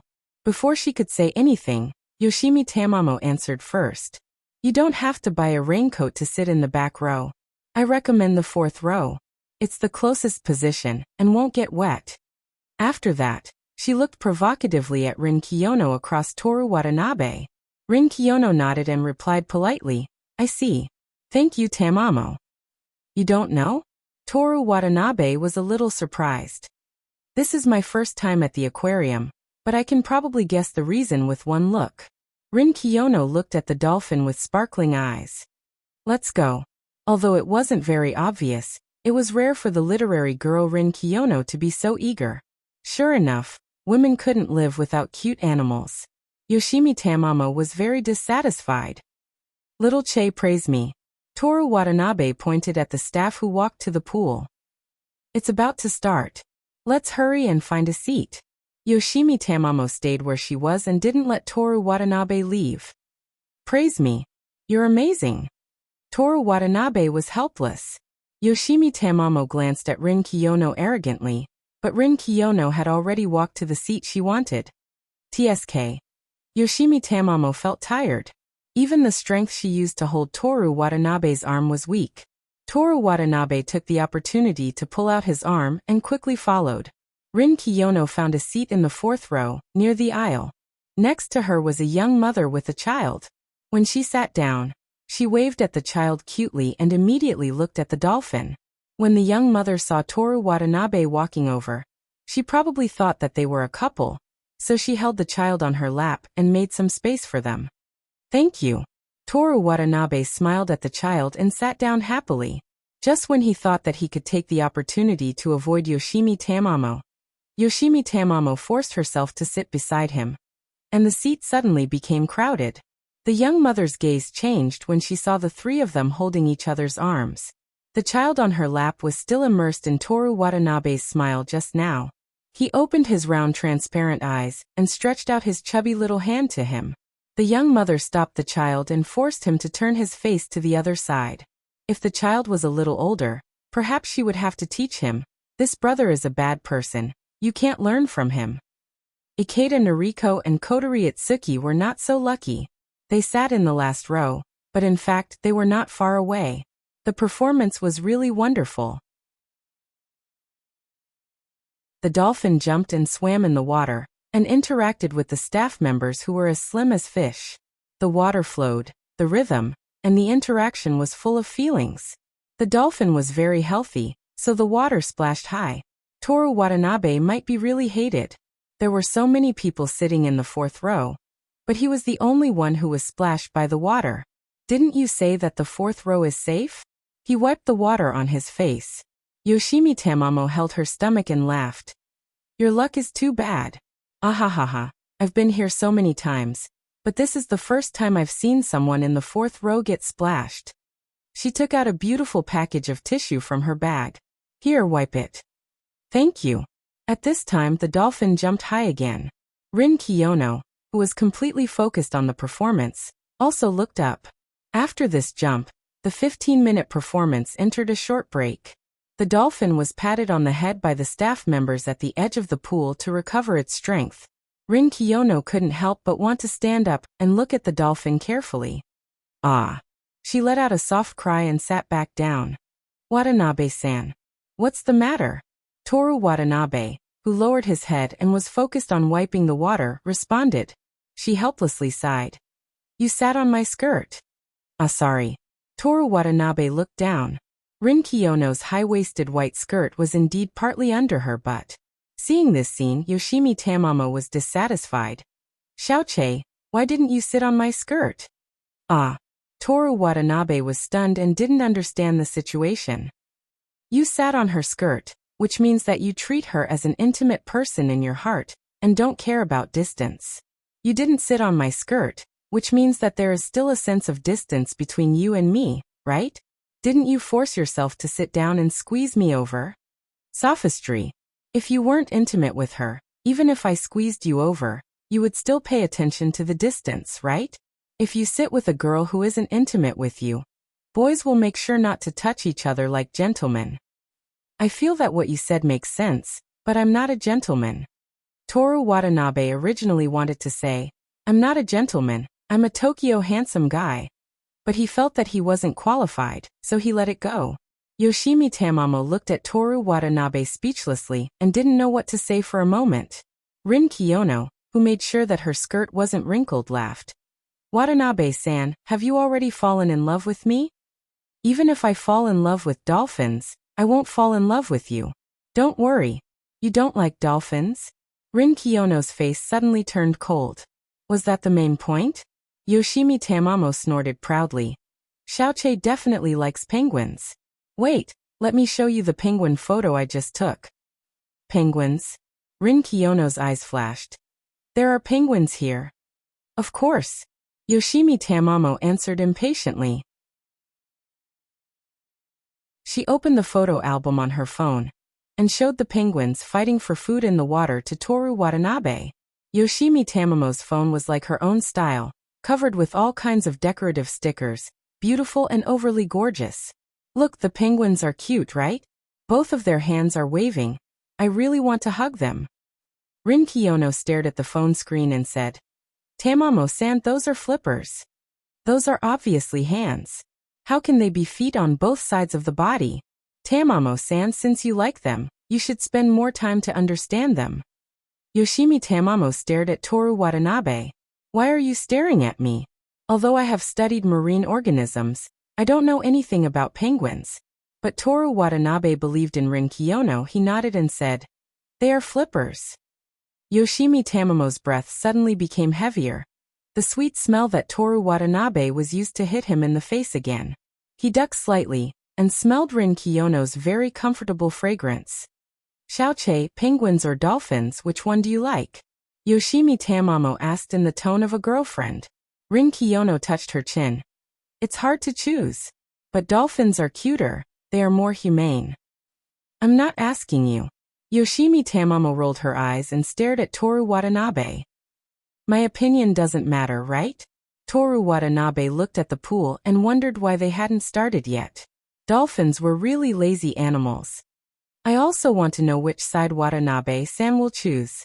Rin Kiyono smiled kindly like a judge giving a chance to a criminal. It's time to prove your taste, Watanabe-san. Are these two women crazy? Whether it's dolphins or penguins, I don't like them. Toru Watanabe said. I like the wild animals that roam the countryside, and the cattle chewing the grass on the ridge. The taste of a country bumpkin. Yoshimi Tamamo snorted. It's really bad. Rin Kiyono nodded. She was as decisive and ruthless as a judge who heard a statement and said, There's no hope, death penalty. I say, the two of you, that's enough. Especially you, Kiyono-san. You've also watched The Great Gatsby, right? The first sentence. Whenever you want to criticize others, you must remember that not everyone in this world has the advantages that you have. Didn't you learn anything? But Watanabe-san, this world is unfair. The only thing you can do is to work hard to change yourself, instead of trying to negotiate with others and make them give up their advantages, even if these advantages are determined by birth. I can't win against you. Toru Watanabe admitted defeat. Rin Kiyono smiled slightly. You're already very good to challenge me with the will to win. It doesn't matter whether I win or lose, but Toru Watanabe looked stern. I won't allow you to say that cows are not cute. Cows are such diligent animals. Not only do manual labor, but they can also be milked and their meat can be eaten. Yoshimi Tamamo looked puzzled. Isn't the cute part a bit too strange? That's not all. They can also help with homework. Homework? The two beautiful girls asked at the same time. The old cow in the village pooped a big pile of shit on the way to school. It left a deep impression on me. So during the summer vacation of the second year of junior high school, when I couldn't think of anything to write for the summer report, I made up an article called, A Study of Cows' Diet, Farm Work and Feces. Toru Watanabe spread out his hands and concluded, Look, cows are so cute. Yoshimi Tamamo was speechless for a moment. She was afraid of Toru Watanabe's hometown. A cow actually pooped on the road. Although it was a cow. Rin Kiyono rubbed her temples. After listening to this paragraph, she felt a headache coming on. Watanabe-san, being cute doesn't equal being useful. I hope you can understand this point. Also, when it comes to research, you can't just make it up. When Toru Watanabe was about to continue to elaborate on his aesthetics, the dolphins in the pool suddenly jumped up. So no one listened to him anymore.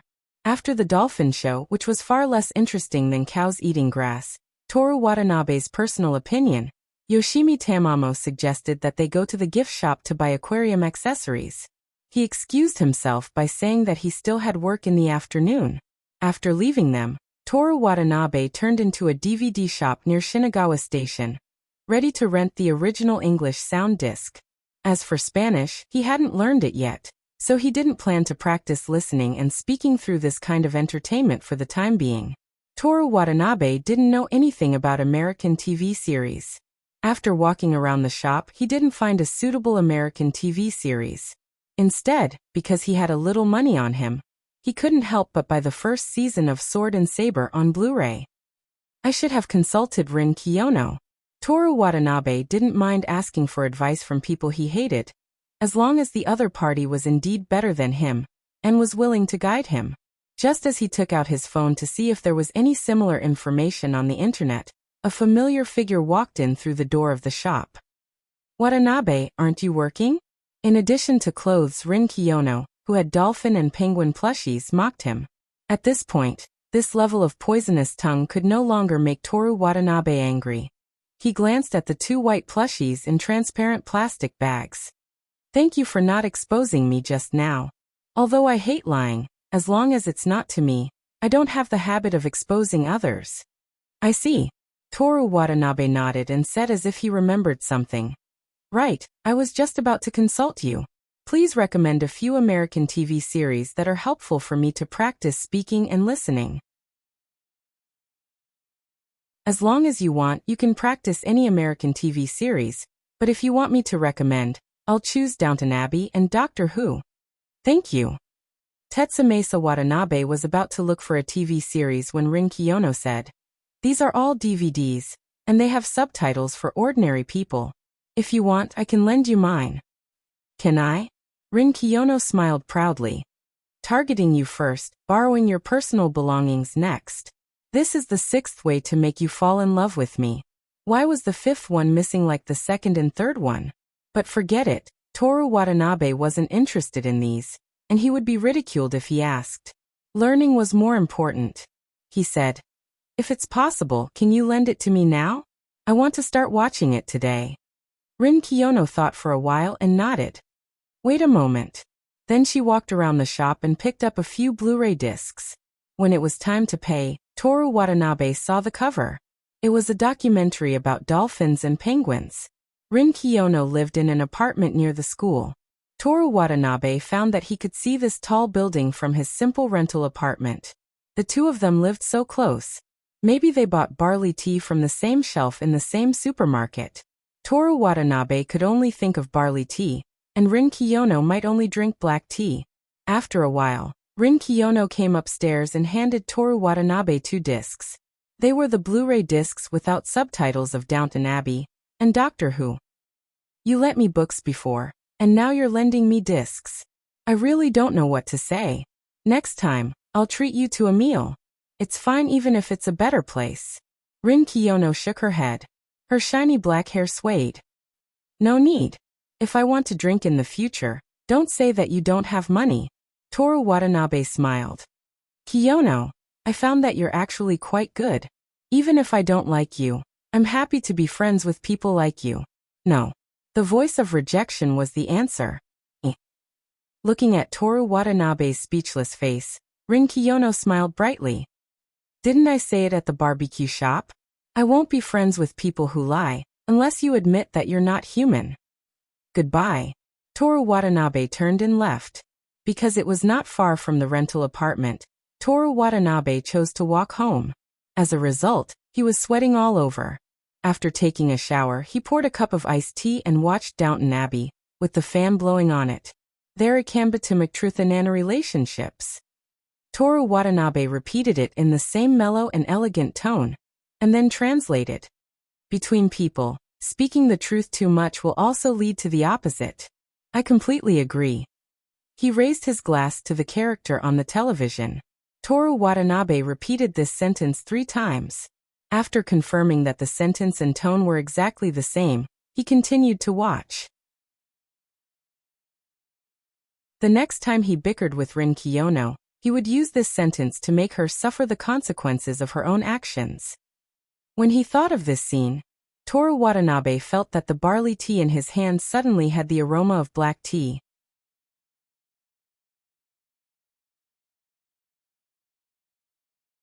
Chapter 43. The weather was getting hotter and hotter. When Toru Watanabe went to the public swimming pool at night, he found that there were many more people. It was no longer realistic for him to swim 50 meters back and forth without stopping. He had no choice but to give up on freeloading and apply for a swimming card at the gym. On the afternoon of Monday, May 26th, there was a sudden rainstorm in Tokyo. The originally clear sky was covered in dark clouds in a few seconds. Water droplets covered the entire window glass, making splashing sounds. Toru Watanabe, who was in a modern society class, was in a good mood even though he didn't bring an umbrella. It had been a long time since it rained. Mr. Inoue, who was teaching modern society, stopped and looked out the window. He adjusted his black-rimmed glasses and turned on the fluorescent lights. The dark classroom was filled with a warm atmosphere. This kind of economic phenomenon is uncommon, but it has always existed. For example, in Wall Street in 1994. After the class. Wow, it really rained. That should be the rain, right? Or maybe it's just an ordinary summer rainstorm. Idiot. It's only May. It's not even summer yet. How can it be a summer rainstorm? Keisuke Saito and Osamu Kunai were arguing by the window about meaningless things. Toru Watanabe packed his bag and asked, "Are we going or not?" Coming. The two of them hurriedly returned to their seats and grabbed their bags. The three of them headed to the club building together. On the way, they heard many people discussing the sudden rainstorm. The entire campus was filled with a peaceful and comfortable atmosphere.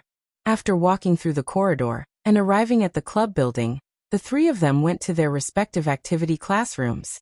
Before the midterm exam ended, it might be more appropriate to call them self-study classrooms. In the activity classroom of the Human Observation Department on the 5th floor, Miki Kujo was lying on the sofa, asleep. She probably didn't go to class in the afternoon. She was usually high and mighty, but she was very ordinary when she slept. Her whole body was curled up, and she was hugging a pillow. Brand new manga and light novels were scattered around the sofa. The tea in the cup was still warm, and the final score of Mario Kart was on the television. Her game ID, Miki Kujo, was ranked first. Toru Watanabe looked around as he walked to his seat. The sound of the steel chair being pulled out woke her up. "Watanabe, make another sound and I'll kill you." Miki Kujo didn't open her eyes. She murmured softly and hugged the pillow even harder as she continued to sleep. She was quite grumpy when she woke up. Toru Watanabe decisively fell silent. Not to mention Miki Kujo, who had a bad temper to begin with. Even someone who was usually a nice person would have the urge to kill, or even destroy the world once they got out of bed. When he took out Spanish grammar and vocabulary from his bag, Rin Kiyono walked in with light steps. She frowned slightly when she saw the mess on the floor. She pulled out the steel pole chair in a gentler manner than Toru Watanabe's. The sound she made was very soft and did not wake Miki Kujo up. After sitting down, Rin Kiyono took out a book to read as usual. This time, it was an English version of Animal Encyclopedia, Dolphins. Toru Watanabe saw this book on Sunday when he went to the Kiiguo bookstore. However, it was a Japanese version translated by Ito Nichi.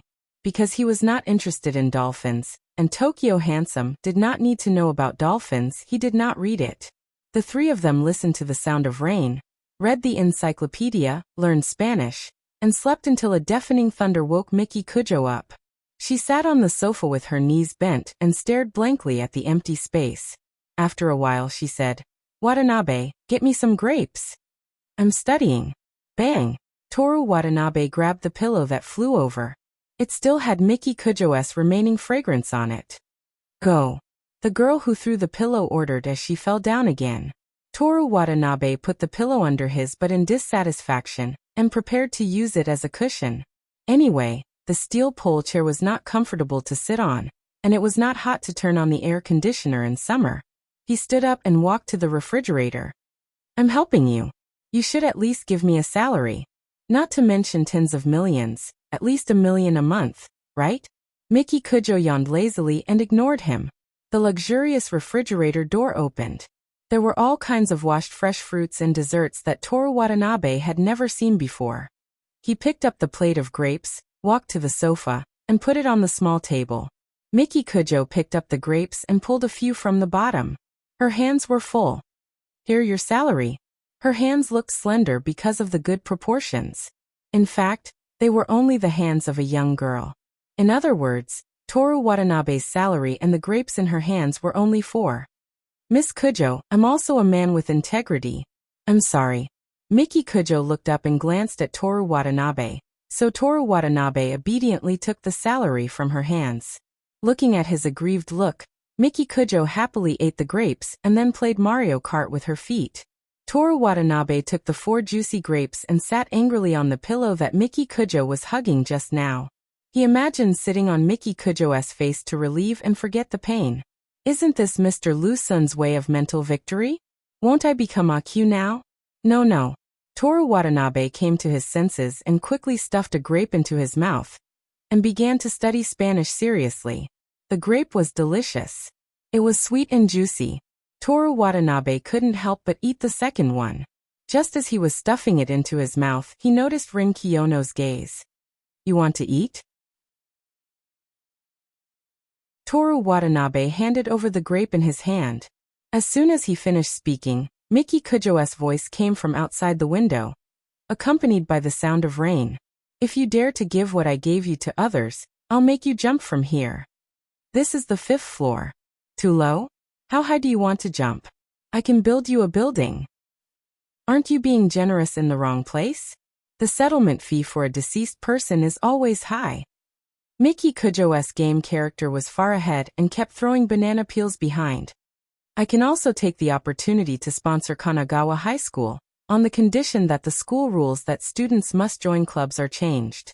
Toru Watanabe looked at Rin Kiyono. Sorry, I can only eat these grapes.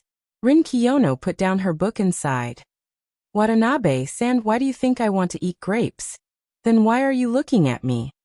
I just feel that you seem to enjoy Kujo ordering you around. Do you like this? Did I use the wrong method before? Seeing Rin Kiyono begin to think seriously, Toru Watanabe was speechless. Who in the world likes being ordered around? If it weren't for his parents, he would have killed Miki Kujo and left. This is work. Following orders is the bounden duty of an underling, he said unhappily. I see. You don't deny that you like being ordered around. I have nothing to say to you. Toru Watanabe stuffed the 2 grapes in his hand into his mouth. His cheeks puffed up like a squirrel's. After a short and unpleasant conversation, the activity classroom returned to silence. Only the sound of the rain outside the window could be heard. It was time for school to end. Although it was summer with long days and short nights, the corridor and the sky outside the window were dark. The sharp arrows shot to the ground made a cold sound. The air was filled with a chill. Toru Watanabe stood in the hall on the 1st floor, thinking about how to go back. There was also the matter of Yoshimi Tamamo signing in. Today is the 1st month. What should I do? The rain hasn't stopped. I shouldn't have brought my instrument to school. Call your family to pick you up?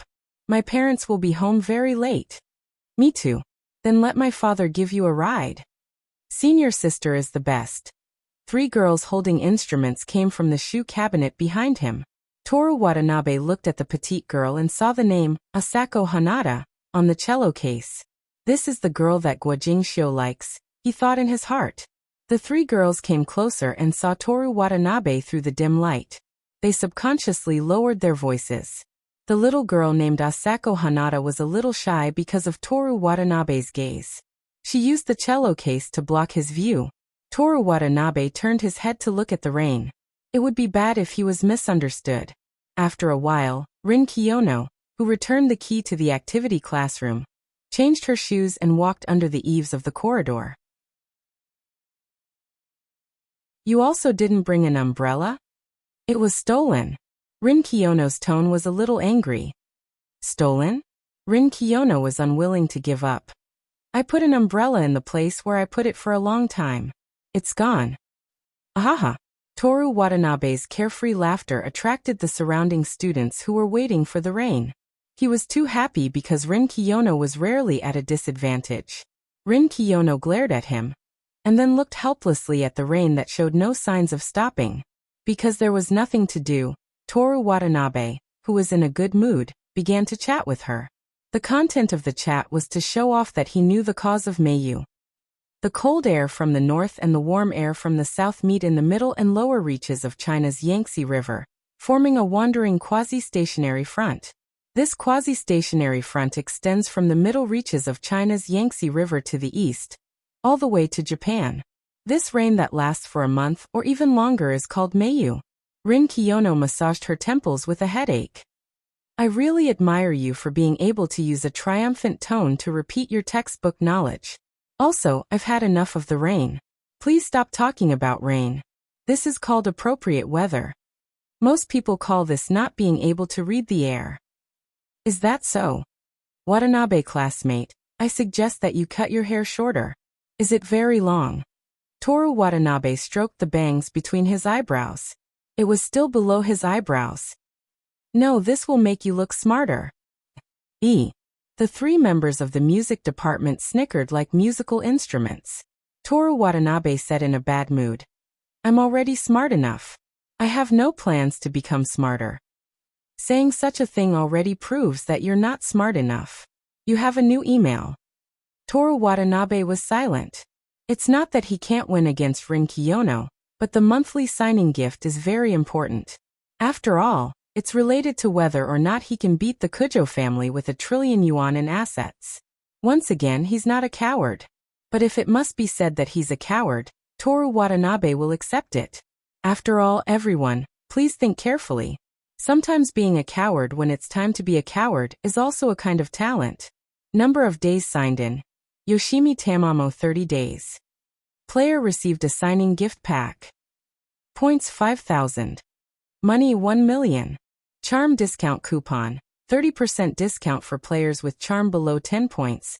30% discount for players with charm above 10 points. Points? And it's exactly 5,000 points? It's the same as the points reward for defeating Yoshimi Tamamo. Toru Watanabe picked up his cell phone and dialed Miki Kujo's number. He saved it after answering the call on Saturday. What's the matter? Miki Kujo's impatient voice came through. Watanabe, do you think I'm like you who only needs to study? I have to deal with work every day that you can't finish in your lifetime. If there's nothing important, I advise you to start thinking of a reason to not let me punish you tomorrow. Kujo, no Miki, do you think I still have a chance? Huh.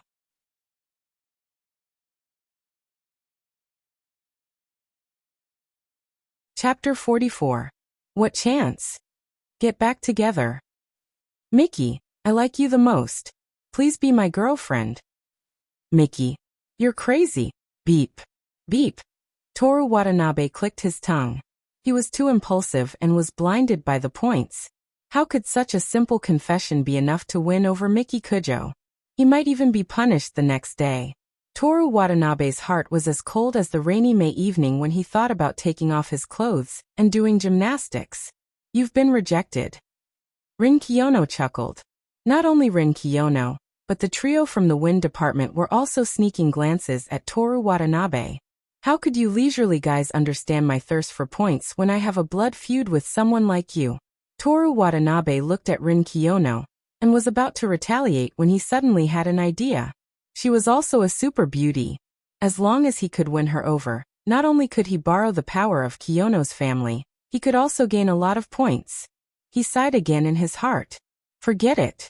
Rin Kiyono insisted on not lying. He did think that it was a stupid thing to do, but he admired her in his heart. Taking advantage of such a pure person wasn't something a Tokyo handsome guy would do. Yoshimi Tamamo was a gold digger. All he needed to do was give her money. Miki Kujo was his enemy. It didn't matter how much he deceived her. He could even use the points he gained from her to take revenge. The thrill of revenge would be even stronger. Although Rin Kiyono's personality wasn't good, she wasn't a casual person. The only way to get points from her was to make her truly fall in love with him. He didn't plan to do that. Rin Kiyono looked at Toru Watanabe, who was staring at her in a daze. She covered her collar with her hand. Classmate Watanabe, a rainy day can indeed stimulate a person's impulses to commit crimes. If you want to molest me right now, please at least choose a clean place with no one around. Toru Watanabe came back to his senses. The surrounding gazes made him want to die. Vaguely, there were even slanderous comments like, the DPI is telling the truth. The human observation department is so promiscuous. So he's a flirt. And should we call the police? He sighed helplessly. He had lost a lot of face. See you tomorrow, Kiyono classmate. Please be careful on your way back. After saying that, he rushed out. Unlike other students who could wait for their parents to pick them up, he could only rely on himself in Tokyo. The rain didn't seem like it was going to stop anytime soon, so he decided to run back as part of his training. Rin Kiyono, who was behind him, subconsciously reached out her hand. She wanted to call out to him, but in the end, she didn't manage to do so. She wanted the driver who would pick her up to take her home. Awesome. On a rainy day, Toru Watanabe set off from Shiya Station and ran along the Marunouchi line. Other than trams, cars, and motorcycles, no one was his match. The tie on his chest was wet from the heavy rain and stuck to his chest. Occasionally, The wind would blow it up and hit his face. As long as he didn't care about what others thought, running in the heavy rain wasn't a shameful thing. Toru Watanabe understood this principle. This carefree mood continued until his sneakers were wet. He stepped on water, and his wet socks wrapped around his feet like a snake. Toru Watanabe's mood suddenly returned to reality. Then the shop owners, fruit vendors, and passers-by with umbrellas seemed to have suddenly appeared. Welcome. Thank you for your patronage. He bought the cheapest transparent umbrella, which cost 300 yen, even though he was already soaked. Toru Watanabe felt that he was far less powerful than Rin Kiyono when he was being watched by others. What kind of willpower supported her to not lie all this time? Was it the disgust of lying? In this world, it was easy to live without being hated by others. Just give up, compromise, and pretend to be yourself. Face your own heart, don't care about others' opinions, and never make up lies. How many people could live like this for even a day? Rin Kiyono persisted for more than 10 years. Toru Watanabe, who was standing under the eaves of the convenience store, gritted his teeth and put the umbrella in his hand in the common umbrella area of the convenience store. It was a stormy day, and the umbrella area was already empty. The transparent umbrella stood out like a sore thumb, just like Qing Yiling. Tokyo handsome guy is not weaker than others, and will definitely stand at the top. Toru Watanabe rushed into the heavy rain under the gaze of the cashier, who looked at him like he was an idiot. Halfway through, he regretted it again. Why was he acting cool? Even if he went back in the rain, he should at least take the umbrella he just bought with him. That was 300 yen. In his hometown, that was an amount that could let his junior do anything in a day. Damn it. Go to hell. Wet sneakers. Toru Watanabe, who felt very ashamed and regretful, vented his anger on his sneakers. Sure enough, the destined great Toru Watanabe still has an unforeseeable future. After running all the way home and taking a hot bath, Toru Watanabe used the last potato cent from his hometown to make curry. Then, while eating and drinking barley tea, he continued to watch Downton Abbey. Before going to bed at night, he still cared about his foolish behavior during the day. But after the first time, he wouldn't care too much about other people's opinions next time, right? At least, when it came to running in the rain. The next day, when the rain was still falling, Toru Watanabe met Rin Kiyono at the shoe cabinet. In order to show the fact that he was more amazing today than yesterday, he told her about the experience of running in the rain yesterday. The two of them, one talking and the other listening, walked toward the floor where the first year of high school was. So that's how it is. Rin Kiyono, who had been silent all this time, nodded. I understand what Watanabe classmate meant. You said that you no longer care about other people's opinions. I can only say that it's the beginning, Toru Watanabe said modestly. After saying that, Toru Watanabe raised his right palm and pointed at the atrium in the rain. Kiyono-kun, he said confidently. I can see that in this Kamigawa High School, the only ones who will really stand out in the future are you and me. What about Kujo classmate? Rin Kiyono asked with a serious expression.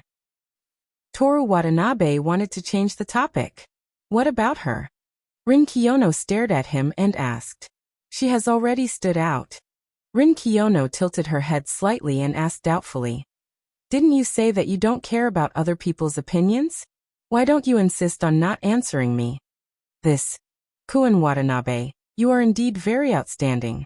I also admit that you will become even more outstanding in the future. But it's too early to put yourself on the same level as me. Rin Kiyono laughed like a mischievous child. She somewhat proudly flipped her wet hair and floated into class 1. In the corridor, Toru Watanabe's mood suddenly became bad. After watching Rin Kiyono sit down in her seat, Toru Watanabe walked back to his class. When he passed by class 2, he looked at Yoshimi Tamamo's beautiful eyes. You have a new email. Yoshimi Tamamo's sign-in has been terminated. You have a new email. Temporary event. On May 27, 803, as the Tokyo handsome guy, you were once again unilaterally broken up with by your girlfriend. Event 1. Successfully reconcile with Yoshimi Tamamo. Event duration, 1 week. Event reward. Mastery level singing 100 points. Event 2. Successfully reconcile with Miki Kujo. Event duration, 1 week. Event reward, Master Level Piano 5,000 points. Event 3. Reconcile with 2 ex-girlfriends at the same time. Special reward, Transcendent Level Healing Free. According to the provisions of the supplementary rules, based on the spirit of basic human rights, special reminder to players. This event has a huge risk to your life. Please participate with caution. Toru Watanabe rolled his eyes. Why didn't Miki Kujo remind him last time? Otherwise, how could he have ended up in this situation? Wait. Miki Kujo's event did not seem to be dangerous. The chilly water, stun baton, and strong flashlight he bought did not come in handy. Instead, he was kissed by the beautiful girl. The danger occurred after the event. Transcendent level healing? What's that? And it doesn't cost points? Toru Watanabe clicked on the words Transcendent Level Healing. Transcendent Level Healing. Self-healing ability that surpasses human limits. Heals all non-fatal injuries, including broken hands and feet. Side effects. Consumes a lot of stamina. Healing speed is slow due to insufficient stamina. Cannot heal injuries caused by hatchet. I want it. Toru Watanabe's eyes moved back and forth between huge risk to your life and transcendent level healing free.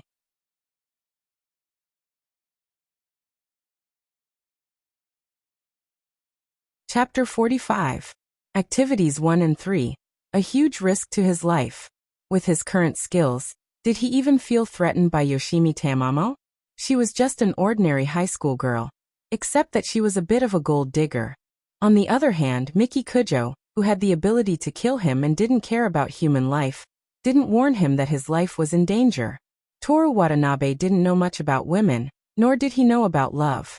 He didn't know if this activity had anything to do with women's psychology or love, but he had a feeling that this risk to his life was definitely caused by Miki Kujo. He couldn't take any risks in this activity.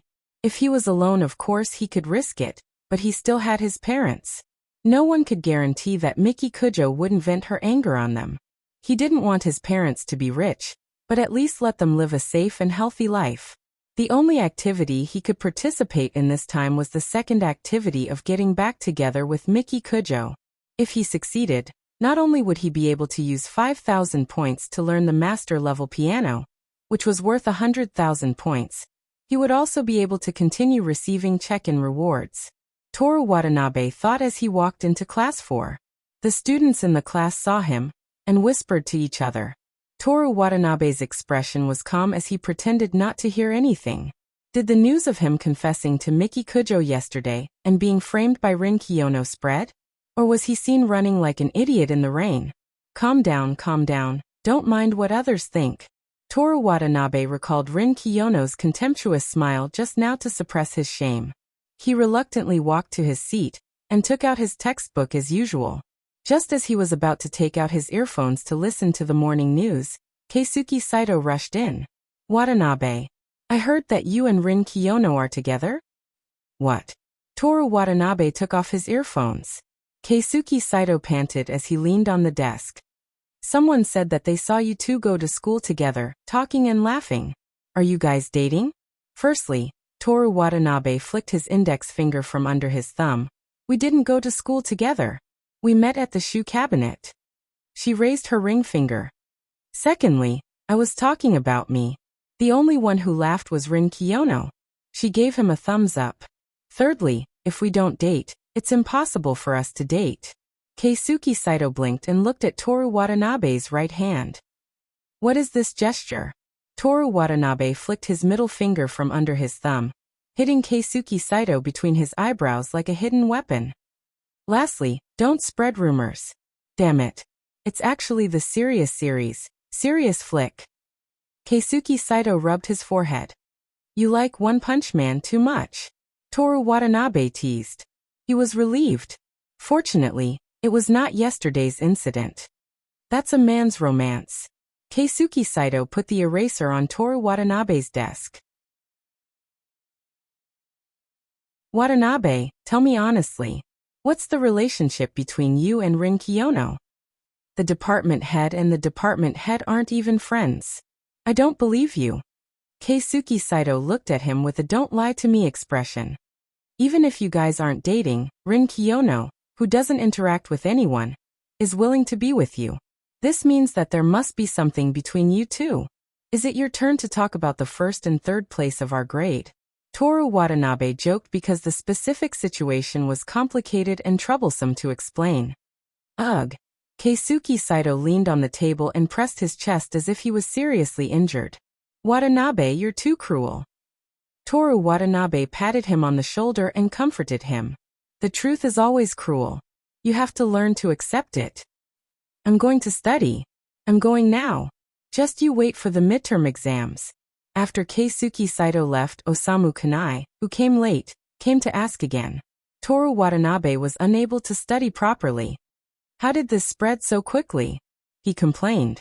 The two of you walked from the first floor to the third floor in broad daylight in front of all the teachers and students. How could it not spread quickly? Tell me, how far have you gone? Have you kissed her? It's a rumor. I said it's a rumor. If this continued, Toru Watanabe felt that his life would be in danger even if he didn't participate in any gaming activities, let alone reconciling with her. Just in case, when Rin Kiyono was in the morning shift to talk about the exam schedule, he secretly sent a message to Miki Kujo. Miki, there's nothing between me and Rin Kiyono. The person I love is you. There was no reply. He thought for a while and found a haiku in his memory that he accidentally saw a long time ago expressing love. When the sun shines in the sky, it will never change. When there is no sunlight, my love can only stop. There was no reply. Did she not see it? After all, he was in class. Just as he thought this, his phone vibrated. How do you want to die? Toru Watanabe's spirit was lifted. A reply meant that the situation was still stable. I'll slowly grow old and die with you. 10 seconds later, Toru Watanabe began to reflect on whether he was too frivolous. When he vaguely felt that something was wrong, Miki Kujo replied. I've decided. Tonight you'll do radio gymnastics for me. Naked. Gentle and beautiful Miki-sama, I was wrong. Please forgive me. Shut up. Yes. Toru Watanabe put his phone back in his trouser pocket, opened his notebook, took out a 0.5mm automatic pencil, and wrote. Buying books related to love, mainly to win the favor of rich girls. Budget. $100,000. Estimated profit. $1 billion. There's no better deal than investing in myself. Toru Watanabe tapped the notebook with the tip of the pen, feeling very satisfied. The day passed very normally. He attended class seriously and focused on learning Spanish in the activity room. Miki Kujo did not really let Toru Watanabe do radio gymnastics. Toru Watanabe did not immediately act on the matter of getting back together. The beginning of The Great Gatsby said that if you put on a golden hat and jump high enough, women who like golden hats and jump high will naturally want to own you. What kind of boys does Miki Kujo like? Toru Watanabe did not know, so he decided to start with the general aesthetic of female high school students. Toru Watanabe contacted girls in the same village who were studying in high school in other cities. Ling, are you free? Call me senior. What kind of boys do female high school students like nowadays? As long as it's not like you. I'm serious, don't talk about other things. What kind of boys do female high school students like nowadays? What kind of serious topic is that? It's enough for me to say it's serious, just answer me. Watanabe, do you have someone you like? No. It's a modern topic. It's a modern social topic. I'm going to study the love views of high school girls during the Heisei and Showa periods. Because his good friend from the same village, Reiko Hanma, was a blabbermouth, Toru Watanabe didn't want his parents to call and ask him questions. What kind of topic is that? Eastern Kyoto is like this. It's not as simple as our village. Tokyo people are not good people. Okay, tell me first, I'm doing my homework. Gentle, masculine, considerate, single-minded, kind, smart, good at sports. Is there such a man? I want one too. Ew, disgusting. Don't you think it's too fake? They don't even have requirements for looks. Handsome is the foundation, right? Do you even need to say it? Amazing. You asked me to talk about what kind of boys female high school students like. What I said, I can't guarantee that everyone will like it, but most girls will like it. What do you think I fit? Other than being handsome and smart, there's nothing good about you. Toru Watanabe's anger rushed to his head. Wasn't he the one who scolded Rin Kiyono? He's not such a shallow person. At the Shinagawa Aquarium, he even saved a couple. He's always kind, always gentle. Just as Toru Watanabe was trying to find a sense of existence in his heart, Ayako Homa sent another message. After this Sunday's exam, I want to go to Tokyo to see Senkusoji and Tokyo Tower. If you want to go, then go. Who can stop you? Don't you understand what I mean? Hee hee, carrot carrot. That's it, my phone ran out of gas, good night. Toru Watanabe. I'll tell your mom you bullied me. Unread. Kanagawa Prefecture. A certain rented house. A girl wearing short sleeves and shorts was sitting at the table. She looked at the word unread, and angrily slammed the table. The textbooks, stationery, and small mirror on the table shook violently as if they were hit by an earthquake.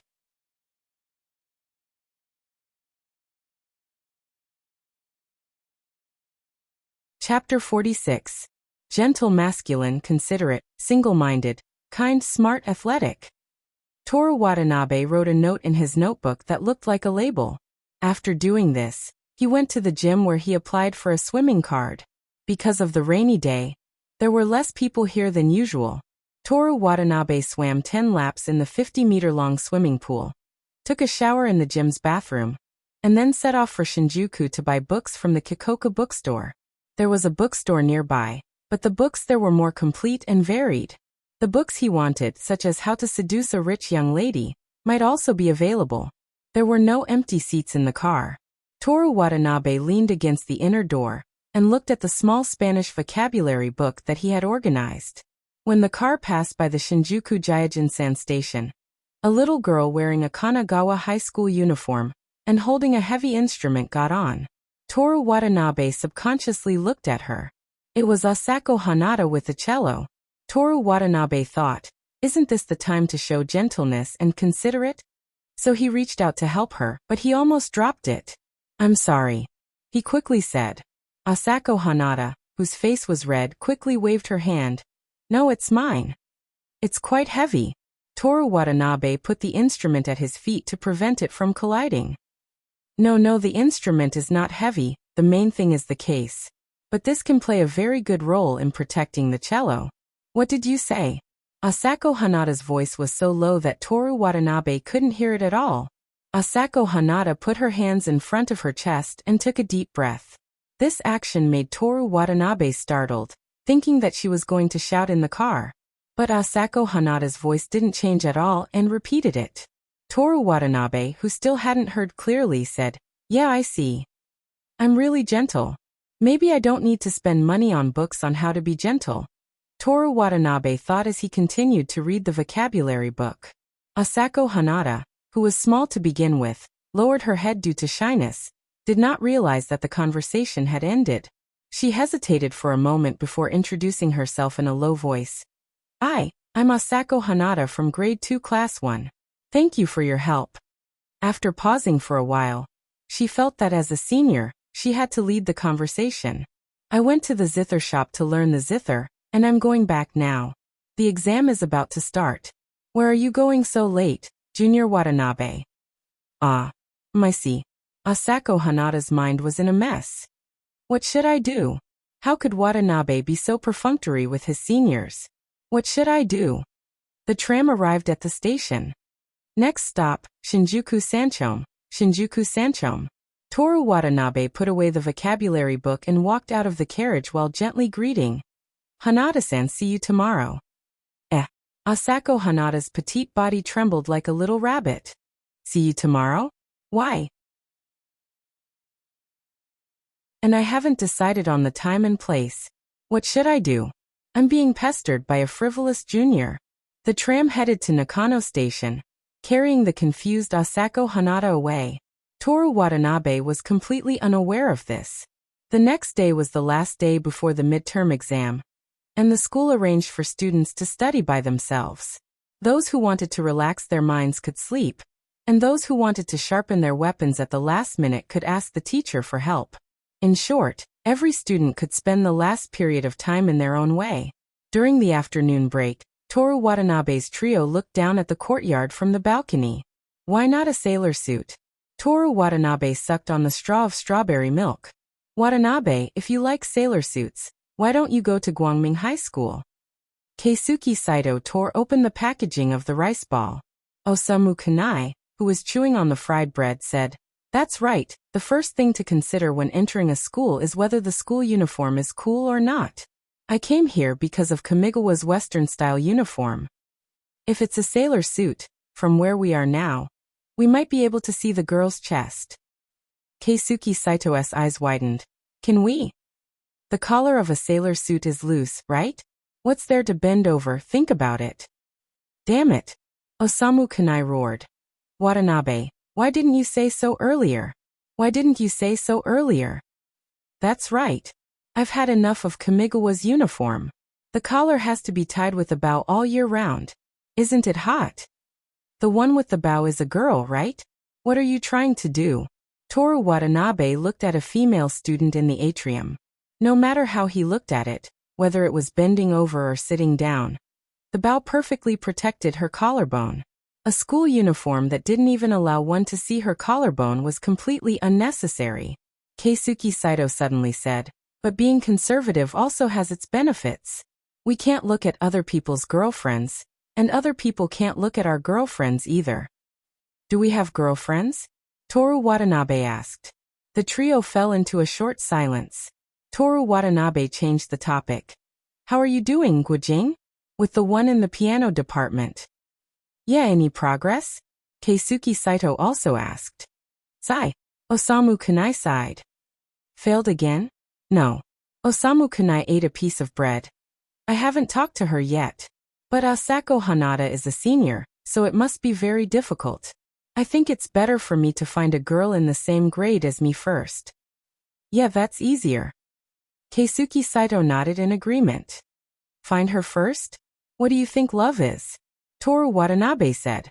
Osamu Kanai replied, "Of course I want to like only one person, but I have to consider the situation." "What situation?" "I think Asako Hanada is quite cute." Toru Watanabe thought about Asako Hanada on the tram last night. "That's right. It's because she's cute. What's wrong with being cute?" Keisuke Saito asked. "Think about it, I like her because she's cute, right? But there are so many cute girls in the world. It's hard for me to stop myself from liking them." "Go to hell," Keisuke Saito said in annoyance. "Watanabe, you can understand me, right? It's just like how you're hesitating between Kiyono-san and Kujo-san. Don't drag me into this." Toru Watanabe couldn't take it anymore. "A loyal warrior like me is different from a playboy like you." "A loyal warrior? When did you change your class?" "Last night." Just as the other two were about to complain, Toru Watanabe's phone rang. "Hello. Bring me something to eat." "You can't do it yourself." Beep, beep. Toru Watanabe put down his phone, and the other two who leaned over to eavesdrop immediately questioned. "Watanabe, what's your relationship with Rin Kiyono and Miki Kujo?" "What relationship?" "Rin Kiyono wants me to like her, and I'm pursuing Miki Kujo. Miki Kujo wants to use me to make Rin Kiyono angry." Toru Watanabe didn't lie, but he didn't tell the truth either. "Let's explode. Watanabe will die a horrible death." "Hey, apologize to all the Watanabes in the world. They might not be doing it now, they might be like you. Alright, I have to go get something to eat for the young mistress." Toru Watanabe said this proudly, but in his heart, he was cursing Miki Kujo 100 times from head to toe for ordering him around. Looking at the other two who couldn't enjoy their lunch and wanted to kill someone, Toru Watanabe laughed. Being good at finding joy in a difficult life, always maintaining an optimistic and positive attitude, is also one of the great guarantees that I, Watanabe, am destined to have a great future.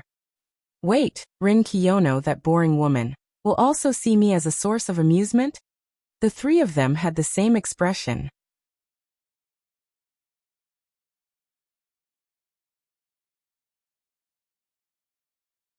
Chapter 47. I'll go first. After saying goodbye to the two girls, Toru Watanabe walked toward the club building. Halfway through, he threw the box of strawberry milk into the trash can from 3 meters away. The female disciplinary committee member who happened to see him scolded him. The disciplinary committee member who looked as serious as Abbess Miju seemed to have a lot of opinions about him. Toru Watanabe guessed that it was probably because of the promiscuous bet from the Human Observation Department. After 2 days of rain, the sky was clear again. The heat from the previous few days was washed away, and the temperature was just right. Even the trees on the street between Shirku Station and Kanagawa High School became green and full of vitality. Toru Watanabe suddenly wanted to see the sky, so he went from the 5th-floor corridor to the club building. The vast sky above the school building was like the sky in the travel magazine he read in the bookstore yesterday. The only difference was that there was a white airplane cloud that divided it into two. Toru Watanabe looked at the airplane cloud as he walked through the corridor. He felt as if he had become one of the white clouds.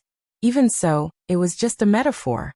After all, Toru Watanabe didn't even understand the composition of the white clouds, let alone the state of mind of the white clouds. So he began to guess the beginning and end of the airplane cloud. Maybe it's from Hokkaido to Shanghai?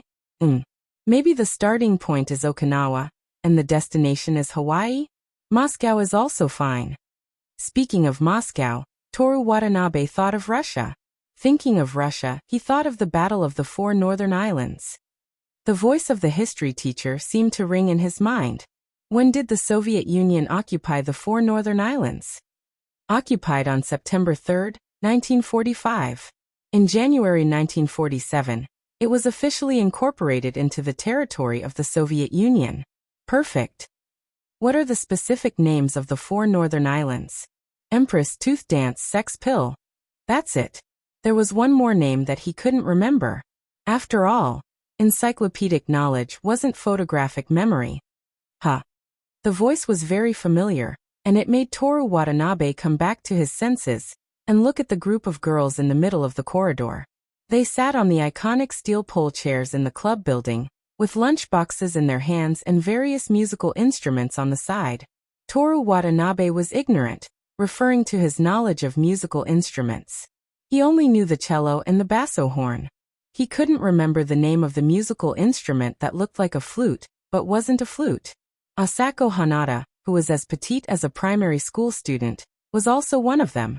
Asako Hanada was shocked. She thought that Toru Watanabe was looking for her. She stood up with her lunchbox in hand. Toru Watanabe felt like he had barged into someone else's living room. He wanted to pretend that he didn't see anything, but Asako Hanada stared at him blankly, so he could only greet her. He smiled and waved. Senior Huatian, good afternoon. None of those people paid any attention to him. They were all dumbfounded. Asako Hanada blushed and buried her face in the big bow on her collar, looking very lovable. I've been thinking too much about history questions. I actually forgot not to smile casually. Toru Watanabe quickly hid his expression and walked away quickly. The miraculous, delightful, and captivating smile was short-lived in this suspended corridor. When he arrived at the activity classroom of the Human Observation Department, Rin Kiyono, who had nothing but beauty and wisdom, was sitting by the window and reading a book. Toru Watanabe took 3 colorful donuts and asked before he left, Kiyono, let me test you. Do you know the specific names of the 4 islands in the Battle of the Four Northern Islands? Queen of the Nation, Tooth Dance, Sex Pill, and Atari. Rin Kiyono replied while she continued to look at the book in her hand. I admit that you were stronger a second ago, but I'm the same now. Toru Watanabe glanced at Rin Kiyono with a triumphant look. He memorized the words Atari in his heart.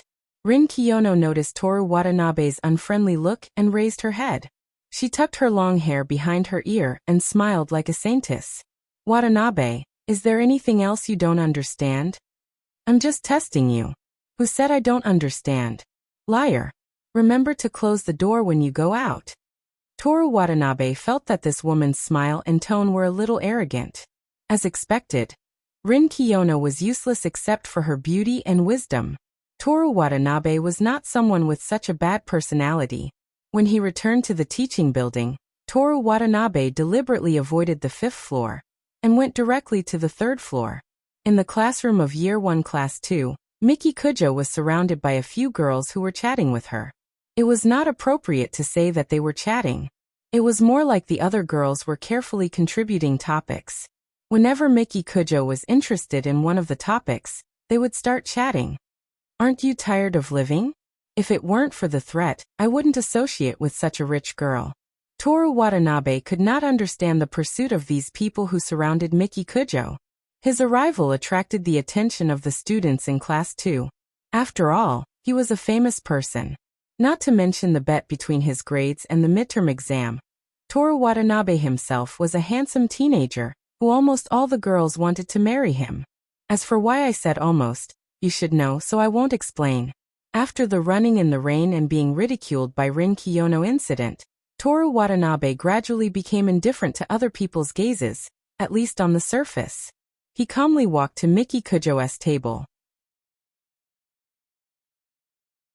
One of the girls who surrounded her made way for him, and he thanked her. "Miki, I brought you something to eat. Donuts." There was a lot of chatter around them. "Miki? He's called Kujo classmate by her name. Are they dating?" "Definitely. Didn't you see that Watanabe classmate brought food over?" Why? I think Kiyono classmate is better. Both of them look very literary, and they look very compatible when they stand together." "You're right, but what if Watanabe classmate likes the rich girl?" "I guess he likes money." "Sorry, you all guessed wrong. I'm not dating Miki Kujo. I'm not compatible with the literary girl Rin Kiyono, and I don't like money." Miki Kujo didn't take the exquisite box of donuts. She glanced at the person who said Kiyono classmate is better, and smiled. Toru Watanabe's heart trembled. This woman wouldn't kill someone in school, right? Miki Kujo smiled casually and said, "I don't want to eat this, go get me another one." "Another one?" So she was venting her anger on him. "Do you want me to say it again?" Toru Watanabe silently chanted gentle, considerate, loyal, and revenge is never too late in his heart, hypnotizing himself. He smiled gently and said, "It's my fault, Miki. I should have guessed that you don't want to eat donuts. To apologize, what do you want to eat? I'll go get it for you. Souffle? Shaha cake? Fruit? Or something else?" The other girls were like a spring breeze in this voice and smile, only Miki Kujo didn't care. Her expression was arrogant, and the smile on her face seemed to say, "I'll see what you want." Miki Kujo didn't say anything, and the atmosphere became awkward. "Miki, you look good when you're angry. What's good about me?" Toru Watanabe was sure that Miki Kujo, who was smiling at this time, was not interested in this topic. If his answer didn't satisfy her, she would definitely use this as an excuse to punish him. Strip naked, do radio gymnastics, and so on. It's obviously the school uniform, but it looks different from other students, whether it's the black stockings wrapped around the legs, or the white cotton socks, or the indoor shoes that just fit the feet. Where are your eyes looking? Your legs. Miki Kujo aimed at Toru Watanabe's crotch and unceremoniously kicked it. The kickboxing master Toru Watanabe easily caught it, and his fingers touched the silky stockings within his range of movement. "Miki, let's do this in private here." Toru Watanabe looked around at the Class 2 students who were dumbfounded. "Isn't it inappropriate?" "Watanabe," Miki Kujo pointed at her right leg that was being molested. "Take off the indoor shoes that just fit the feet, and the black stockings that wrapped around the legs." Then, her smile suddenly became cold, and her eyes were extremely terrifying. "Lick it." This woman. Toru Watanabe wanted to break her leg and throw her out of the 3rd floor window like a strawberry milk carton. I'm so jealous. I'm so jealous. This guy named Watanabe can go to hell. Kujo's legs. However, the voices of the surrounding male students were a little strange. At this time, the correct background noise was to condemn Miki Kujo for going overboard. "You guys are hopeless." Toru Watanabe felt like he was the only normal male student in Kanagawa High School. Toru Watanabe put down Miki Kujo's legs and helped her tidy up her slightly messy stockings. During the process, Miki Kujo allowed him to get close to her. "Miki's legs belong to me alone. You're not allowed to show them to anyone else. Miki Kujo was stunned and narrowed her eyes. Are you ordering me? I'm just jealous. Jealous? Yes, Mickey's legs can't be seen by other men. Miki Kujo smiled. Okay, I'll only show them to you. Tonight, I'll go to your place. At this moment, Toru Watanabe's heart was as heavy as the surrounding male students' jealousy. Miki, you see, tomorrow is the midterm exam. It's most important to take care of your body.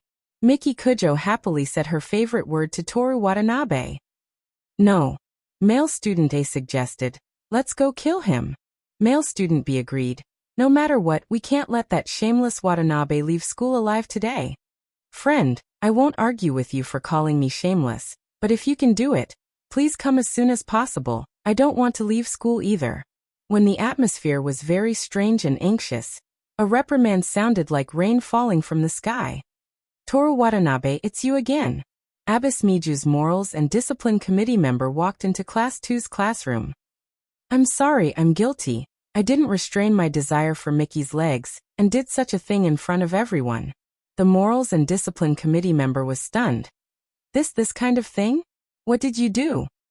What a boy wants to do to a girl's legs. You actually.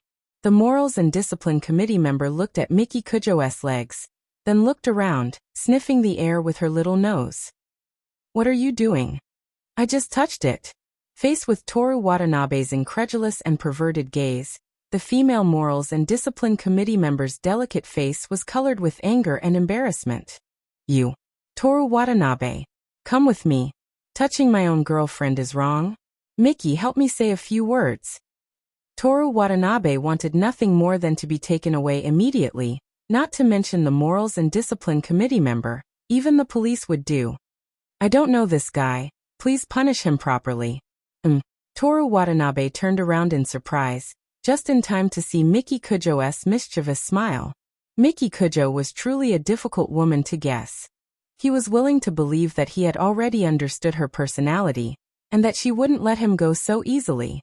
Could it be that she wanted him to be punished? Then, in addition to using his parents, she also wanted to threaten him with his school status. In a rural school with a total of 5 teachers and students, how much effort had he put in to get into Tokyo's prestigious private high school through self-study? He definitely couldn't let her get what she wanted. Morals and Discipline Committee member, listen to my explanation. Just now it was Kujo classmate who kicked me. Shut up. Come with me to the principal's office. Principal's office? That can't be right. This is my first offense. On the side, Miki Kujo revealed a happy smile, and even picked up the donut that she said she didn't want to eat.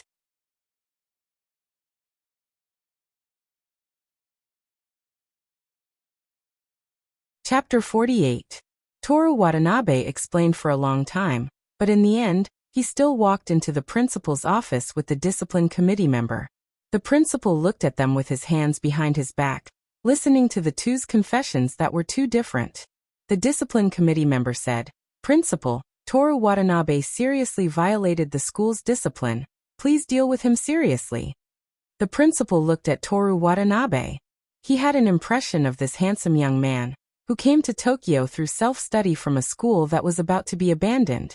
His life experience was very inspirational, and he was someone he wanted to focus on promoting. But this student was too frivolous. A while ago, he harassed a young female teacher in the teacher's office, and now he went to another class to flirt with a female student, and he was the daughter of the Kujo family. But he was indeed a good student. After all, he was 3rd in the grade. Watanabe classmate, he said slowly. Yes. You have to properly apologize to Kujo classmate for this matter, and you have to obtain her forgiveness. Yes. Just this once, do your best in the exam. Just this once. The discipline committee member didn't dare to believe it. Principal, are we just going to let it go like this? Heizawa classmate, Watanabe classmate only committed a mistake that all adolescent boys would commit, and it's his first offense. Everyone is not a saint. How can there be no mistakes? You should have learned this ancient China saying. We'll give him a chance, the principal said earnestly. A mistake that all adolescent boys would commit? First offense? Principal, This isn't a reason to get off the hook. Get off the hook? Was he a criminal? Toru Watanabe speechlessly looked at the discipline committee member, who didn't give the principal any face. The principal thought for a bit. Then, as the discipline committee member, how do you want to deal with this? Suspend him. The principal looked at Toru Watanabe. Watanabe classmate, I remember that you're very bad at sports, right? Yes, I've always been mocked in PE class, Toru Watanabe replied. The principal nodded in satisfaction. As far as I know, Miki Kujo classmate's physical strength isn't bad. She also has students supporting her. If she didn't want to, or if Watanabe really had bad intentions, I think Watanabe would have been stopped before he could do anything. As expected of the principal, Toru Watanabe looked admiringly at the principal, who was trying to clear his name with a straight face. Although his deduction was wrong, if he wasn't a kickboxing master, he would probably be on his way to the infirmary to have his lower body checked. The conduct and discipline committee member was probably shocked by the principal's logic. Or perhaps he knew that he couldn't go against the principal's orders, so he was momentarily speechless. All right, it's almost time for class. You can go back now. The two of them bowed and left the principal's office. Before they parted ways, the disciplinary committee member glared at Toru Watanabe. From this gaze, Toru Watanabe had a premonition that his school life in the next 3 years would not be smooth sailing. But as long as he could maintain his current grades, or even go one step further, and become number 1 in the school, the principal would always be his strong backing. The only one he had to worry about was Miki Kujo, who had better grades and more power. This year 1 to 2 leg touching incident, after the Kiyono and Watanabe going to school together incident, became the new topic of discussion in Kanagawa High School. When Toru Watanabe returned to class 4, he was surrounded by Osamu Kanai, Keisuke Saito, and other male students in the southeast corner of the classroom where the cleaning tools were kept. Charge. Speak. How's Kujo classmate's leg? They wanted to kill him one by one. Hey, that's not necessary. A girl stepped on you and even asked you to take off her socks. How do you feel? Toru Watanabe leaned against the door of the metal cabinet. It's an honor to be stepped on. The girls of class 4 looked at the group of boys with cold disdain. You guys, are you kidding me?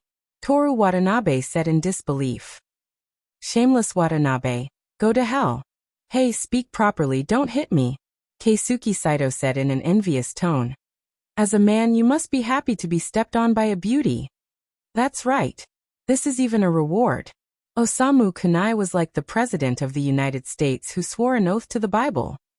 It's strange for someone to be angry. In the end, I'm the strange one? Of course. Everyone's uniform answer made Toru Watanabe fall into self-doubt. But he was smart and never slacked off. While seriously completing his study tasks, he also taught himself Spanish.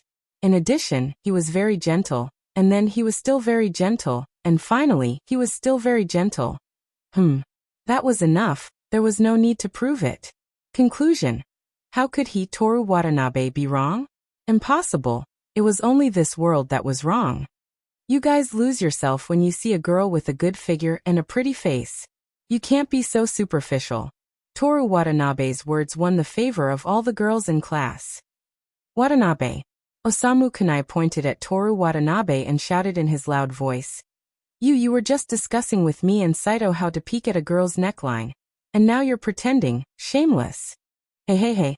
Keisuke Saito quickly pulled him back. You can talk about yourself. Why do you have to bring me along? Osamu Kanai, who came to his senses, turned around and looked.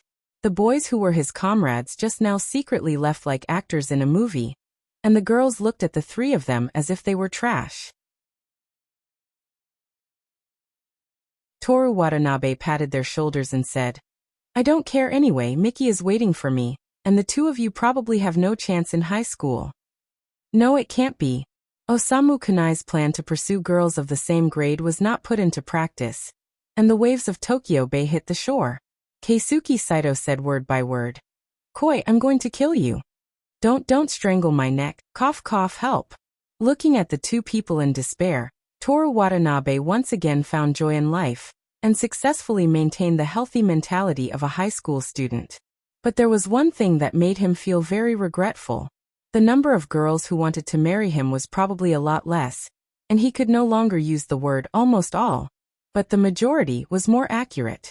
After immediately correcting his evaluation of himself, Toru Watanabe was proud of himself for being able to accept failure. So he did not care about the missing girls. Originally, even if they wanted to marry him, he would not agree. After all, he had already decided to be a Tokyo handsome guy. You have a new email. Temporary event. On May 28, 12:36 p.m., the girls from the wind department that you encountered in the corridor seem to be very interested in you. Event content. Successfully date 2 of them at the same time, and methods other than dating are prohibited. Event duration. Before the end of the first year of high school. Event reward. Master level shooting 10,000 points. Special reward. Date both Masahi and Asako Hanada at the same time. Master level shooting is free. Transcendence level stamina recovery is free. According to the terms of the supplementary rules, based on the spirit of basic human rights, special reminder to players. This event has a huge risk to your life. Please participate with caution. What's wrong with being single-minded? This world is not normal. Having said that, Toru Watanabe had the mentality that it did not matter. He clicked on Master Level Shooting and Transcendence Level Stamina Recovery. Master Level Shooting. Proficient with pistols and rifles, whether it is a moving target or a flying saucer, 100% accuracy within 50 meters. Transcendence Level Stamina Recovery. The stamina recovery ability that exceeds human limits. Side effects. If you do not take in enough inorganic salt, water and high protein, high vitamin food in time, sudden heart failure, sudden liver failure, sudden nerve loss, sudden numbness of hands and feet, sudden dizziness, sudden retching, sudden deafness, sudden myocardial infarction. The rest of the content has been collapsed. Click to expand. Aren't there too many side effects? But Master Level Shooting, Transcendence Level Stamina Recovery, and the special reward from the last event, Transcendence Level Healing, combined with these 3, isn't it a way to kill the Kujo family alone? Wait, don't get too excited, calm down and think. Organize the thoughts, analyze the method, consider the consequences, and calculate the probability of success.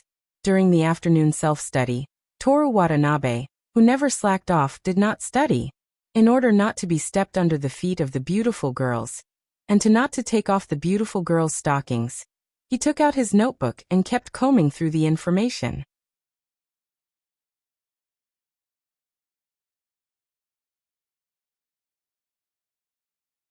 Chapter 49. Goal. Date 2 groups at the same time. Current situation 1. The news that he is pursuing Miki Kujo has spread throughout the school. 2. Miki Kujo will never allow him to fall in love with other women. 3. He knows nothing about Masahi and Asako Hanada. 4. Yoshimi Tamamo can be bribed. 5. Remaining time for the first group, 6 days. Method. 1. Only pursue Miki Kujo on the surface. Method. None learn from Rin Kiyono. Budget. Everything except parents' lives. 2. After dating Miki Kujo, immediately get back together with Yoshimi Tamamo. Then break up immediately. Ask the other party to keep it a secret. Method. Money, budget. All assets. 3. Masahi and Asako Hanada method. Do not disturb, do not wake up my beloved. Wait for them to be willing. Copied from the Old Testament. Budget. All charm. 4. Before ensuring safety, focus on increasing favorability. Never reveal the intention of pursuing others. Toru Watanabe looked at the notes filled with content, especially the one from the Old Testament. He had come across it a long time ago, and then remembered it just now. When he was writing notes or writing an article, he suddenly thought of a famous sentence that suited the occasion. It was simply too satisfying. No. Watanabe, now is not the time to be proud of your ability to organize your notes, your excellent memory, and your wealth of knowledge. Wake up. Toru Watanabe put away his satisfied expression and fell into deep thought. In order to obtain these 3 skills, he had to date 2 groups of girls at the same time, and after getting back together with Miki Kujo, If she didn't want to break up, he couldn't take the initiative to break up. Therefore, in the end, he had to pursue the other two girls while having Miki Kujo as his girlfriend on the surface. This, not to mention Miki Kujo, who had no regard for human life. Even if she was an ordinary girl, it would be very difficult for Toru Watanabe to pursue other girls without his current girlfriend knowing. The key point was that these three girls were from the same school. Not to mention that two of them were members of the music club, who trained together every day. This was a difficult task for Casanova. As a dedicated warrior, Toru Watanabe did not possess such talents. Also, the seemingly simple Yoshimi Tamamo, which seemed to be able to fool everyone with money, was definitely not that simple with the game's hints. It wasn't that easy to obtain a free transcendental skill. Should he just forget about it? Grow slowly, and sooner or later there would be a day of revenge. No. The fourth rule of Tokyo Handsome Men was to have the confidence to accomplish anything. Then I have to take down Miki Kujo within a week. Otherwise, everything will be for naught. Toru Watanabe had made up his mind to pursue her at all costs. I have made up my mind, but what should I do? He was at a loss. Therefore, Toru Watanabe decided to be direct and directly ask Miki Kujo herself after school. But when he arrived at the activity room, he did not see her. Only Rin Kiyono was standing in front of the window. Hearing the sound of the door being opened, she turned around and looked at Toru Watanabe, her skirt and hair swaying in the cool summer wind. There seemed to be a trace of loneliness in her expression. Looking at her, Toru Watanabe heard the silly laughter of the boys during lunch break and the cheerful chatter of the girls. Whenever he thought about how Seigo Rin had been reading alone in the activity classroom when those voices were heard, he felt an inexplicable sense of discomfort in his chest. When he came back to his senses, Rin Kiyono had already returned to her usual self. Did you do something shameful, Watanabe-san? She crossed her arms in front of her chest and teased him. Yes, I did do something incredible, Toru Watanabe said as he walked to her side and looked out the window. He thought he would see something lively, but all he saw was the bleak campus scenery before an exam, and the tram slowly speeding away from Sia Station. As expected of a literary girl, seeing such a scene would make her feel sad.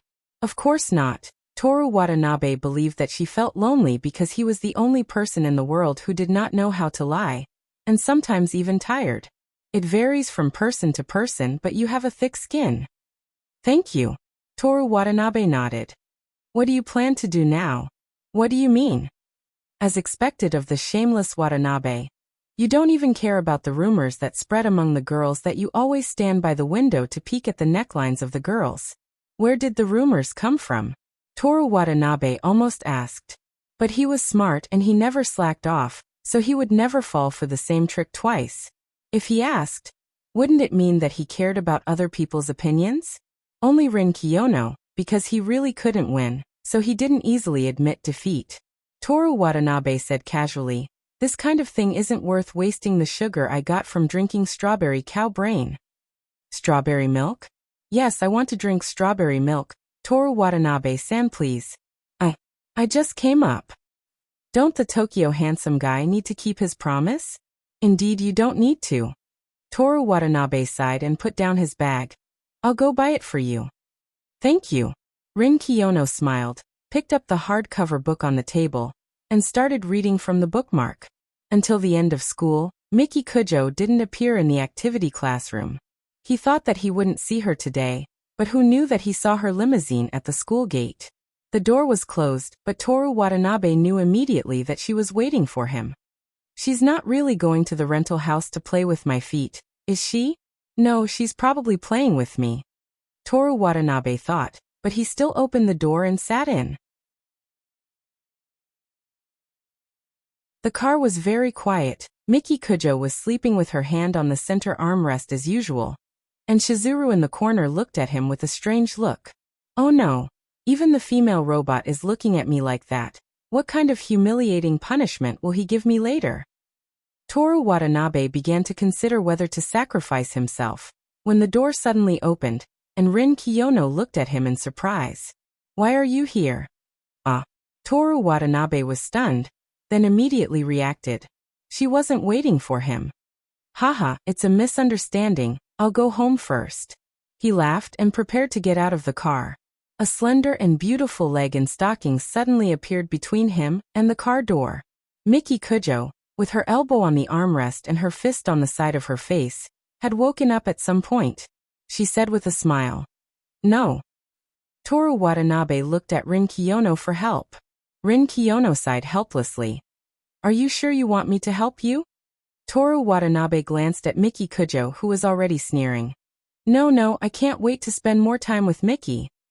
Toru Watanabe sat a little closer to Shizuru to make room for Rin Kiyono, but Miki Kujo ordered him to sit on the far left, and ordered Shizuru to sit in the middle.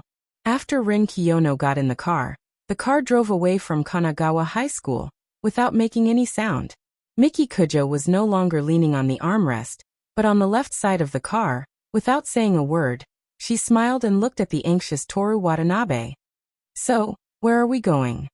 Toru Watanabe broke the silence in the car. My home. Isn't it too early to meet your parents? No, it's just right. Miki Kujo replied with a smile. Idiot, super idiot, Toru Watanabe, how can there be such a stupid person in the world? Why are you getting in the car?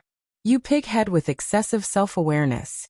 Toru Watanabe felt that he was a calmer high school student than anyone else. When he was stabbed 6 times, he still wanted to earn points from Miki Kujo, but now he had to admit. On May 28th, he did make all kinds of mistakes. You're tuning into the Earbook Haven YouTube channel. Don't forget to subscribe and join us on this journey to catch the most captivating stories.